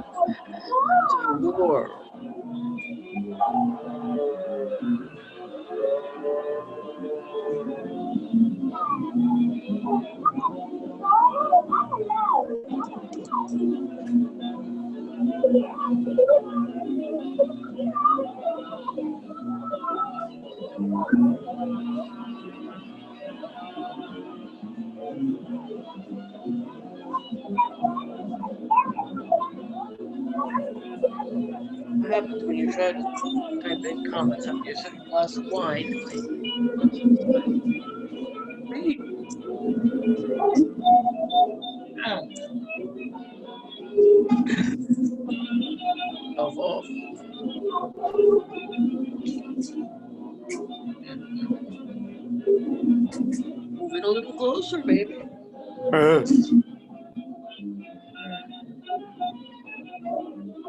John. You could do better than that. Uh-huh. Oh, that G.I. Joe was better. Medic giving it the hospital. Yeah, that makes sense. Starting to look more like a backdrop for MASH.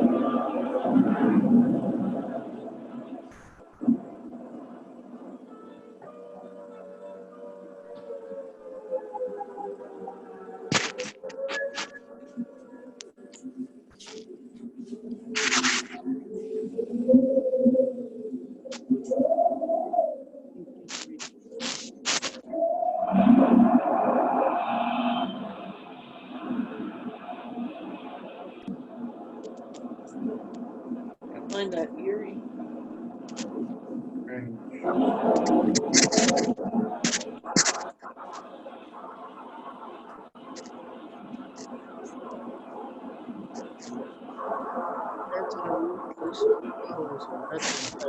War is not healthy.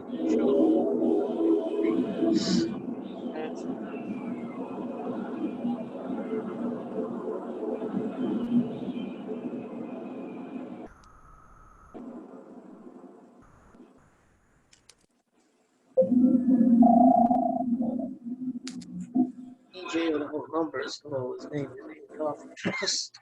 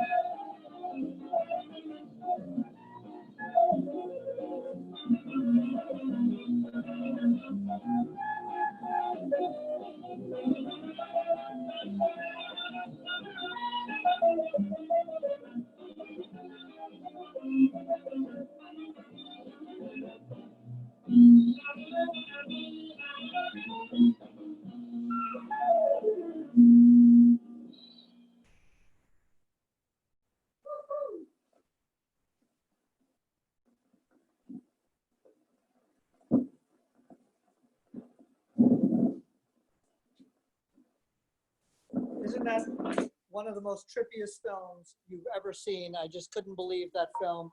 Hold on, let me unmute everybody. Excellent. Yeah, and thank you, Ingat We Trust, for mentioning that that is McGraw-Hill doing that film, but it's because Mattel did Barbie and G.I. Joe and the M16, which was actually the gun that was very, very most used. My brother, when he was in the Army, used an M16, which had a barrel that had a spiral in it. And the reason was that spiral would make the bullet cause more damage and had more chance of killing you rather than just injuring you. And someone had a question, Phyllis? Yeah, Teddy, what was the purpose of this film? Do you have any idea? This was to demonize, you know, first of all, to demonize war, and also kind of a statement against, you know, companies that were supporting the war effort as well, which were these toy companies that also were making, you know, even during World War II, you had toy companies making things for the war effort. Lionel Trains were making binnacle compasses, which if you go to Theater 80 and the Gangster Museum, you'll see one of our binnacle compasses made by Lionel Trains. And Erector Set started making wood erector sets instead of metal ones because we had to ration for the war effort. And in fact, I think it was a movie, The Man Who Saved Christmas, where Gilbert, the guy who invented the erector set, actually lobbies Congress during Christmas that we should at least be allowed to make toys for the kids out of metal as well. And I think they got that moment. You know who they showed that film to? What audiences? That would be shown, you know, it was done, you know, by kids. So, but I doubt it was technically for kids. I think it was for the public, you know. I don't think it was like meant to go to elementary schools, even though they have kids in it, which I found unbelievable. But I don't think it was something that was shown in elementary schools. It was more shown, you know, for more adults and things like that. Now, I have some things to show you. We haven't gotten through everything. After we dropped the bomb, Nagasaki, Hiroshima, everything was all about nuclear power, nuclear weapons, the atomic era, radioactivity, radium. So this became the craze. No kid wanted the Lone Ranger. No kid wanted, you know, cowboys and Indians anymore. So what did they do? The Lone Ranger ended up coming out with this interesting device, and I have it. It came in cereal, and it was, believe it or not, the atomic bomb ring. Yep, the atomic bomb ring, and I have one in the museum. There it is. So does that make you want the atomic bomb ring? And guess what cereal it came in? Yes. Kix. Yeah, a cereal called Kix, which still exists. Yeah, so they put the atomic bomb ring, and this ring that you all are looking at virtually, but on your computer screen, has actual radioactive polonium in it. Yes, this has, the ring I'm holding in my hand currently still has radioactive polonium. Do you know that radioactive material that killed the Russian scientists on live television? Yeah, they used polonium, the same stuff that's in this ring that you guys have right there, almost touching you. Yes, almost touching you. I'm holding the polonium atomic bomb ring. And I even have the advertising for it. Here it is. Cake's automatic bomb ring. the radioactivity of the banana? Did the ring glow or something? Worse, much worse. So you see the red part on the back. You would actually unscrew that red part, look inside, and you saw the radioactive reaction of polonium in your eye. You were literally looking at polonium, and it was radioactive at the time. And it, like I said, is the same material. I'm holding it right now. So if you think I'm going to go from coronavirus, you are mistaken. I'm going to go from radioactive polonium that I'm holding right now in my hand. Yeah, this is my snuff film. This is my last film of my era of my life. No, I'm kidding. what's going on here? Why did they use polonium on this scientist? Polonium actually had a 138-day or something like that half-life. And of course, 138 days has passed many times since the 1950s, which is when this came out. So pretty much this is as radioactive as a banana. But mind you, bananas are radioactive. Yep, a banana is, raise your hand if you've eaten a banana. I have eaten a banana. You've eaten radioactive material. Bananas are radioactive. When they have trucks full of bananas and they go through checkpoint Charlie's, they end up setting off the alarms because they're radioactive. It has very little radioactivity, and if you have a lot of them, a lot. So this thing, because it had polonium, obviously its half-life happened so many times that it's no longer radioactive. But they did have them in the cereals. And like I said, the radioactive thing was a big thing. So this was by the Lone Ranger. And the story goes that the Lone Ranger, with his cowboys and Indians, couldn't save the Earth because apparently a meteor came down and it was going to destroy the Earth. And the Lone Ranger had to save us. So instead of saving us with a gun and a horse and an Indian, he saves us with his atomic bomb ring. And they pretty much fight. This is the Lone Ranger's upgrade. It's Lone Ranger 1.2. How many kids who ate that cereal got radiation poisoning? These are part of those banned products during the 1950s. And if you go on our Facebook page, Paul has shot up a link over to a few things probably on this. And if you go on the museum's webpage, I have a caption for this that'll explain even more about the polonium ring. After this next film, I'm going to show a few more of our radioactive items in the museum for that whole era of the atomic bomb. And someone that you're going to be surprised that supported all of this. That is one of the biggest pop culture icons ever. You're just glowing, Danny.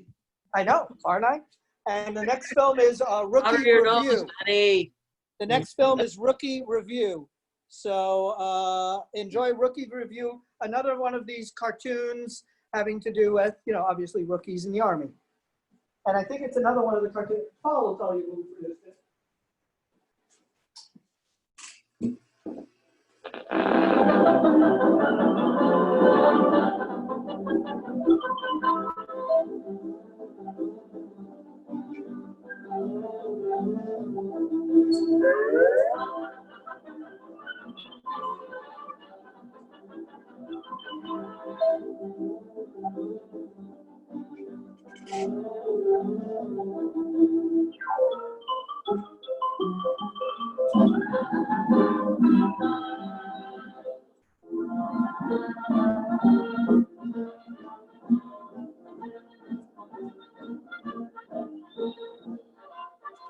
Attention! Let's join the Army for a day and get a glimpse of military life. Here we are at Fort Meade, typical of the many training camps throughout the country.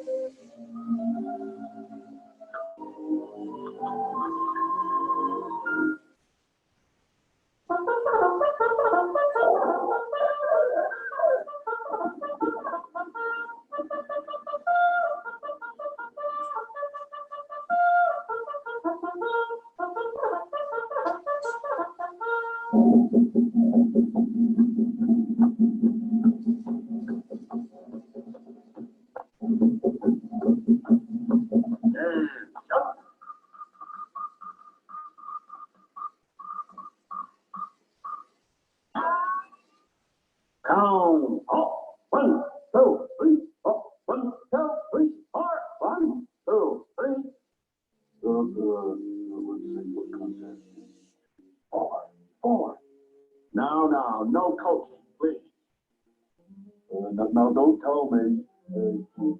Four, yeah, 4. That's right. Now do you want to try for the $32 question? Well, I don't know, No, I better take the $16, I better. Sweet music to the ears of all soldiers is the mess call, or come and get it.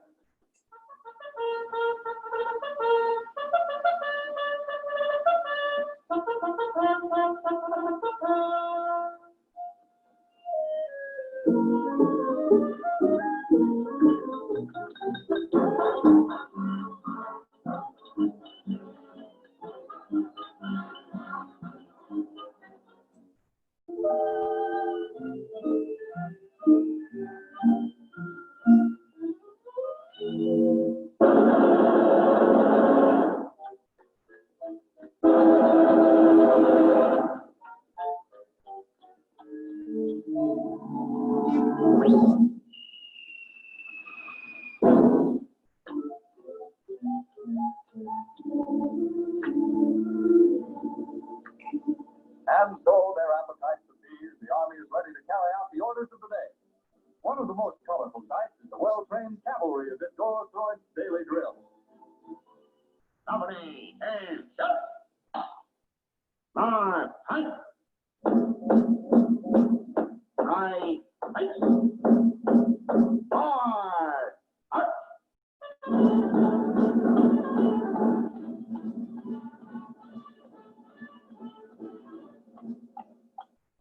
The infantry is the backbone of the army. Marching mile after mile is a matter of routine for these hardy foot soldiers.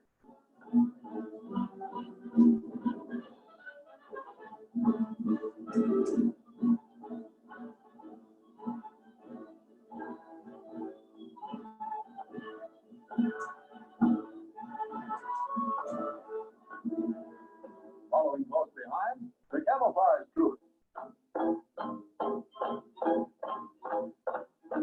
The artillery drives out one of its few guns.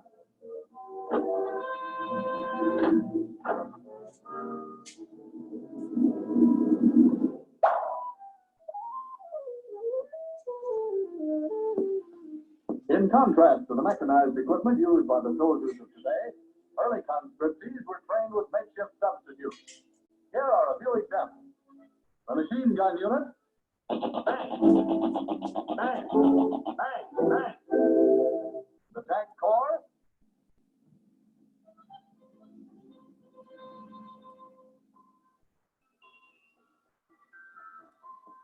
The parachute troops.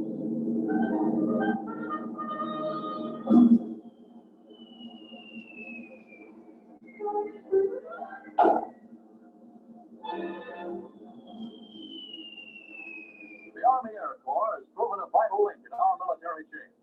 During maneuvers, pursuit planes engage each other in aerial games.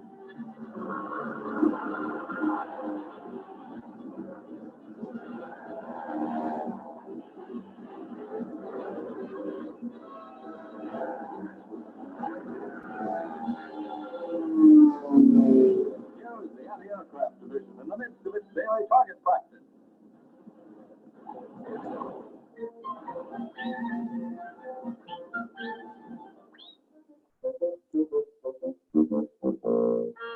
The largest guns of the Army are those of the coast defense. Directions for firing these huge monsters originate at Army headquarters, many miles behind the line.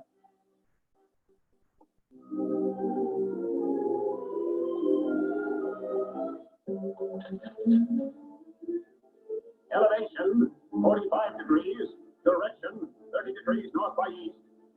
Elevation, 45 degrees. Direction, 30 degrees north by east. Elevation, 45 degrees. Direction, 30 degrees north by east. Longitude, 36 degrees. Latitude, 58. Longitude, 36 degrees. Latitude, 58. Longitude, 36 degrees. Latitude, 58. Ready. Ready. Ready. Fire. Fire. Fire.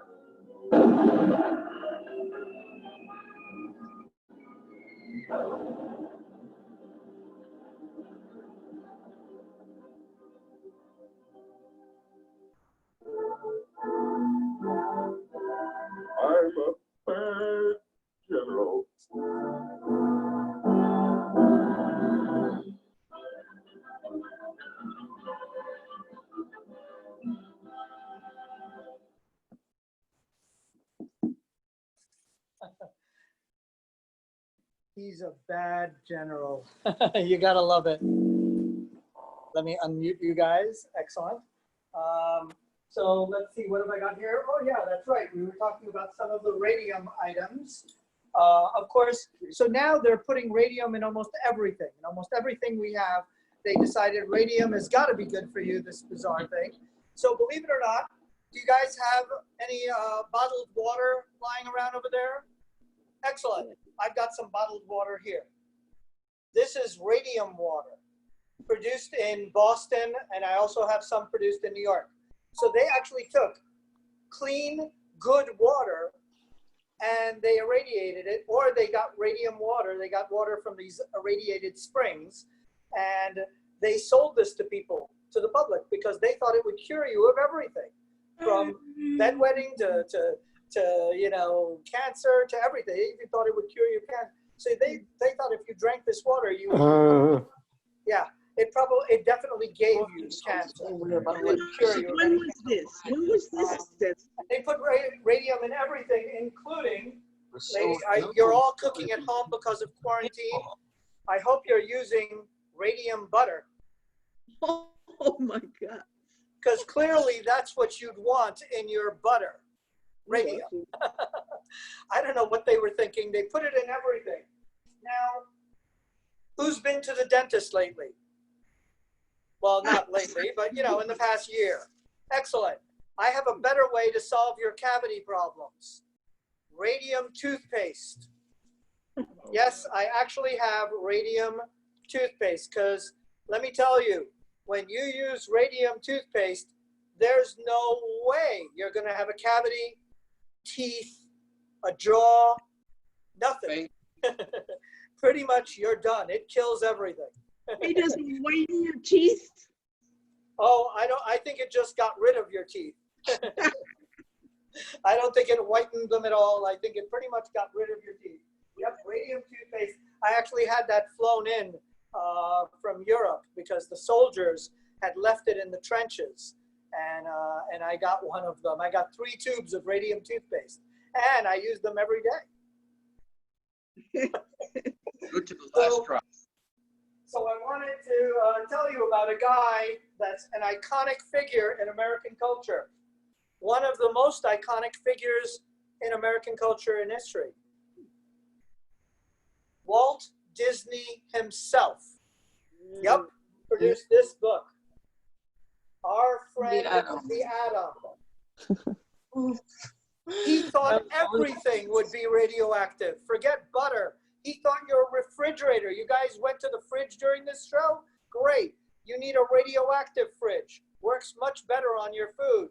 Your toaster, your oven, your car, everything. He thought radioactivity was the next thing. He even had a small version of this book, a paperback version. What was the copyright of that book? The year it was published? What company, what year? It's from, I believe, let me look. I have my glasses on. Hold on, let me get my glasses on really quick. Copyrighted, what, the early 50s? Late 40s? I believe so. It was most of the movies that I saw him do were the 50s, maybe the early 60s, but it was mostly the 50s as I recall. This one is, funny enough, a library book. And he did produce a film also associated with this book.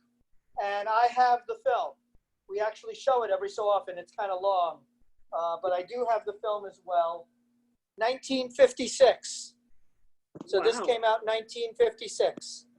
I knew it was the 50s, because by the time we get to the 60s, people start to realize this may not be such a great idea. But, you know, you never want to throw out the baby with the radium water. Because, you know, we do use these things properly. I mean, they even use them in surgeries and things. They use them. There are proper ways. One of my staff is actually one of the managers at a nuclear reactor out west. And he does always say, you know, you don't want to throw out the entire technology. You want to find ways to use it, you know, safely. So I always find that there's always kind of a gray here. But at the same time, you definitely don't want to put it in butter, bottled water, or kids' cereal. Probably a bad idea. Certainly not polonium. So the next film I'm going to play, we're going to stay on the cartoon world, especially for my dear friend Paul, who will love this film. This is a film that's one of those banned films that you know that you no longer are allowed to show because it's not PC. So they won't show this on kids' television anymore because it's a non-PC film. It's Daffy Commando, or Daffy the Commando. And it's one of these, you know, World War II, you know, fighting the Nazis and the, you know, and the Japs and all the other stuff. So it's one of those films. So Daffy the Commando, next. Denny, we have to go because we're going to be FaceTiming our grandson. So we're leaving. We're going to have Thank to you. go now. This Bye, is Phyllis. great. We're gonna wait. Watch Daffy Commando. Oh my God, we're at 9:15. So Yeah, we're it's- overtime. Yeah, it's getting This late is going to there. be our last film. But before you leave, I want to show you this. Before you leave, what? The NASA jumpsuit. Oh, the NASA nice. suit. Very nice. So that is the NASA jumpsuit I told you about. I've got Right. 5 of them. I actually, when I do shows at schools, I have one of the kids at least try this on. I Yes. just think it's really important for them to really, you know, feel the items and really touch the items. That's the whole point of this museum, to not show you PowerPoints, but to show you actual items, not PowerPoint, not pictures. So I actually have the kids try on that NASA jumpsuit. And one kid wanted to work at NASA. He was 16 years old, and his mother was so proud. She was like, "Oh my God, I'm so happy you got to wear it." And I said, when he graduates college, he should take the picture we took and put it on his resume and send it to NASA and say, "You should hire me because at least I fit your clothing." I'm not quite sure that would be the selling point that would put you on the moon or Mars, but hey, you never know. Step in the right direction. So All our right, last Dan. film is NASA Stay Commando. healthy, everyone. Stay Bye-bye. well. Bye-bye. Bye-bye. Bye. Bye-bye. Okay. Very good. Is Daffy Commander. Why am I saying Commando?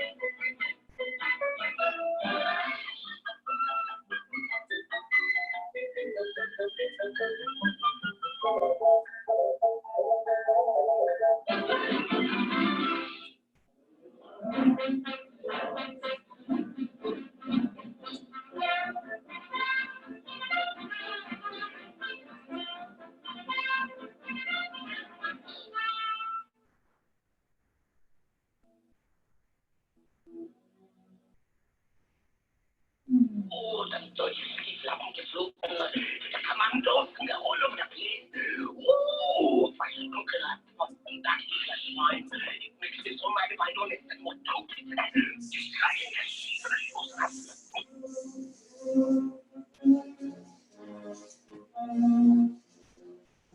Ich weiß nicht, was der letzte benutzt.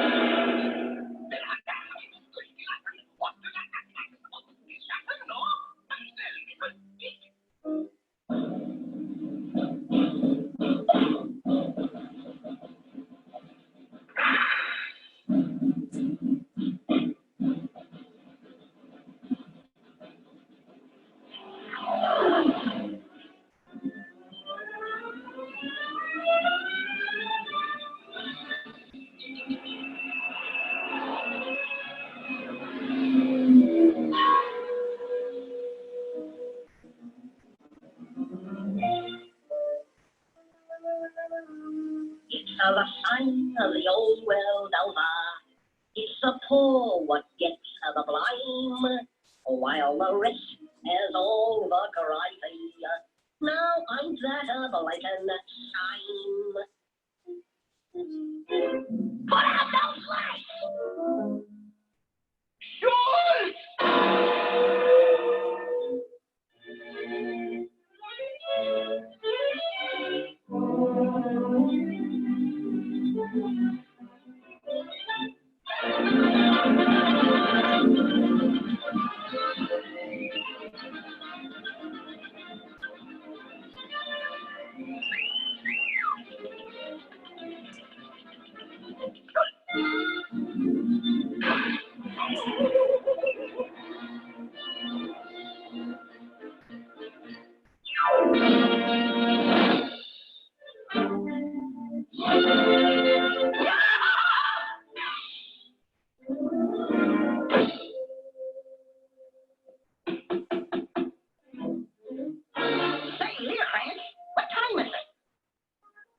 When you hear the tone, it will be exactly 6:45 on 1/4.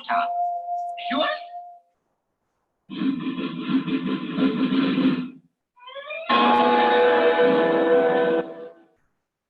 It's 45 and 1/4. May I present you with this little token of our esteem? For me? Not the same, not the same.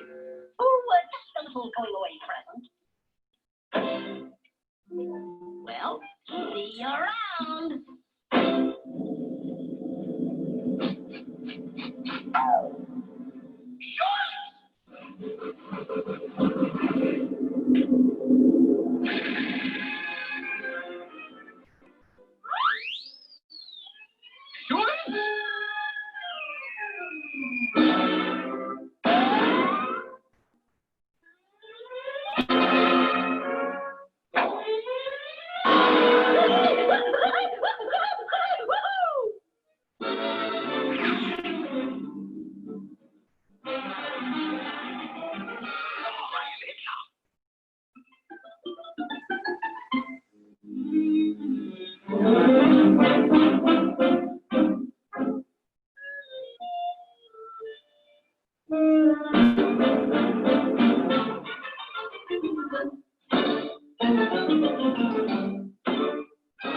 Kannst du nicht sehen, diese Telefon ist beliebt. Bleiben Sie ruhig.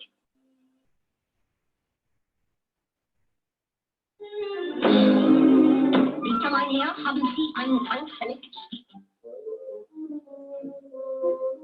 Danke sehr.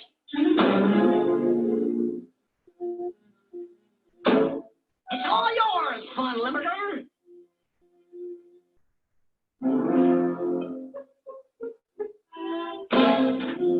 Hello, Schultz.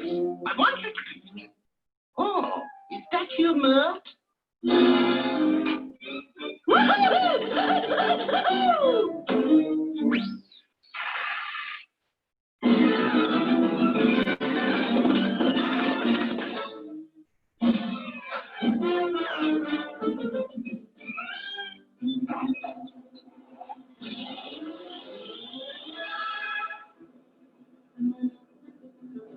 Mr. Smith. A whole mess of Mr. Smith.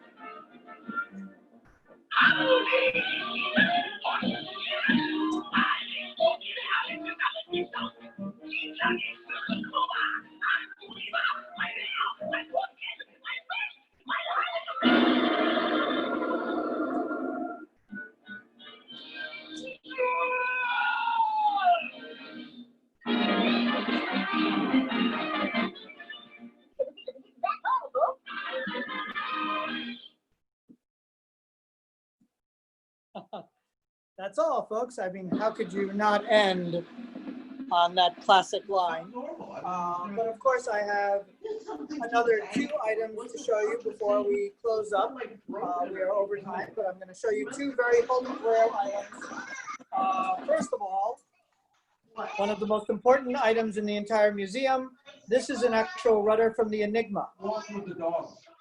So that is an actual rudder from the Enigma machine, which was the cipher machine during World War II. That was the most important machine to crack.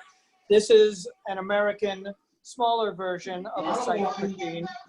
And if you watch the TV show Pawn Stars, I'm actually on the show with that cipher machine. And I'm on another episode, you'll see it on our website, with one of these bottles of water. This is my other one, but I sold them one of them. And now for the most important of the items in the museum. But before the most important items in the museum, I'm going to show you the one thing that you never thought should be irradiated. I found in my closet an old Nikon. Golf balls. Yep. Golf balls. The one thing you never thought to irradiate. They had radioactive golf balls. Joe, I know that you think that you were telling us that there's actual science behind it. Go further and more accurately. Batteries to put inside the camera to activate it. So, but yeah, they had radioactive golf balls that must have been in the entire museum, so that you can say that this show was the bomb. My closet. One of the things about being at home, I've opened these boxes. So that is an actual nose cone of a nuclear bomb. The B-57 thermonuclear weapon. I'm going to mute everybody because there's so much noise. Israel. In fact, I put. Excellent. So that is an actual nose cone of a nuclear bomb. The B-57 nuclear bomb, when it got deactivated during the Cold War, somebody was smart enough to actually keep some of them because it's a huge piece of history and number them. So that's actually number 250 from, I think, 980 that were deactivated during the treaties that were signed between America and Russia. So it's a huge piece of history showing that we can deactivate some of them. And I did add one of them to the museum so that all of you can say this at the end of my show. You can say that the Museum of Interesting Things is the bomb. Yeah, I know. You got to have a cheesy joke for everything, don't you? All right. So once again, you guys enjoyed. I hope you guys had fun. I want to know, how was Vinny? Believe it or not, I have many spells. We could do this 4 times, and I wouldn't run out. Tell me a little bit about Nana's. The next shows that we're having on Tuesday for the Adventure Club is a Quack Medical Show. On Friday for the what about we're doing a history show. And then we're going to do another, and then at the end of the month we're doing a benefit for WFMU. What does she do? FMU. Sorry. So for WFMU, we're doing a special benefit on manners. It's going to be our show on manners. It's going to be very, very, very, all those old cheesy Leave It to Beaver type films from the 50s and 60s on behavior and manners. And then we're doing a comedy show with Bob Greenberg. I think you'll see it on our website, Comedy Tonight. And Bob Greenberg and I are going to share the show. And probably Paul will be there to help because he's a friend of all that gang. Bob Greenberg is a very brilliant comedian. So glad to hear that. We'll have lots more shows coming up. At any rate, thank you very, very much. Thank you also so much for supporting the museum. It means a very great deal to me, all of you. And I will see you all later. Bye. Bye, Benny. And happy Mother's Day, everyone, for the mothers out there. How often do you I'm Mark's falling asleep. Bye. Thank you, Benny. Thank you. You're the best. Thank Phyllis, you. we still hear Yeah, we you. are doing that. We are doing that. Yeah. Phyllis. It wasn't me. I didn't do it. All right, I'm ending the meeting so I can pack up. I've got to go back to my home. And for those of you that are not on the email list, sign up on the email list, and I'll let you know. Business and everything. Anything to say? Not Yeah.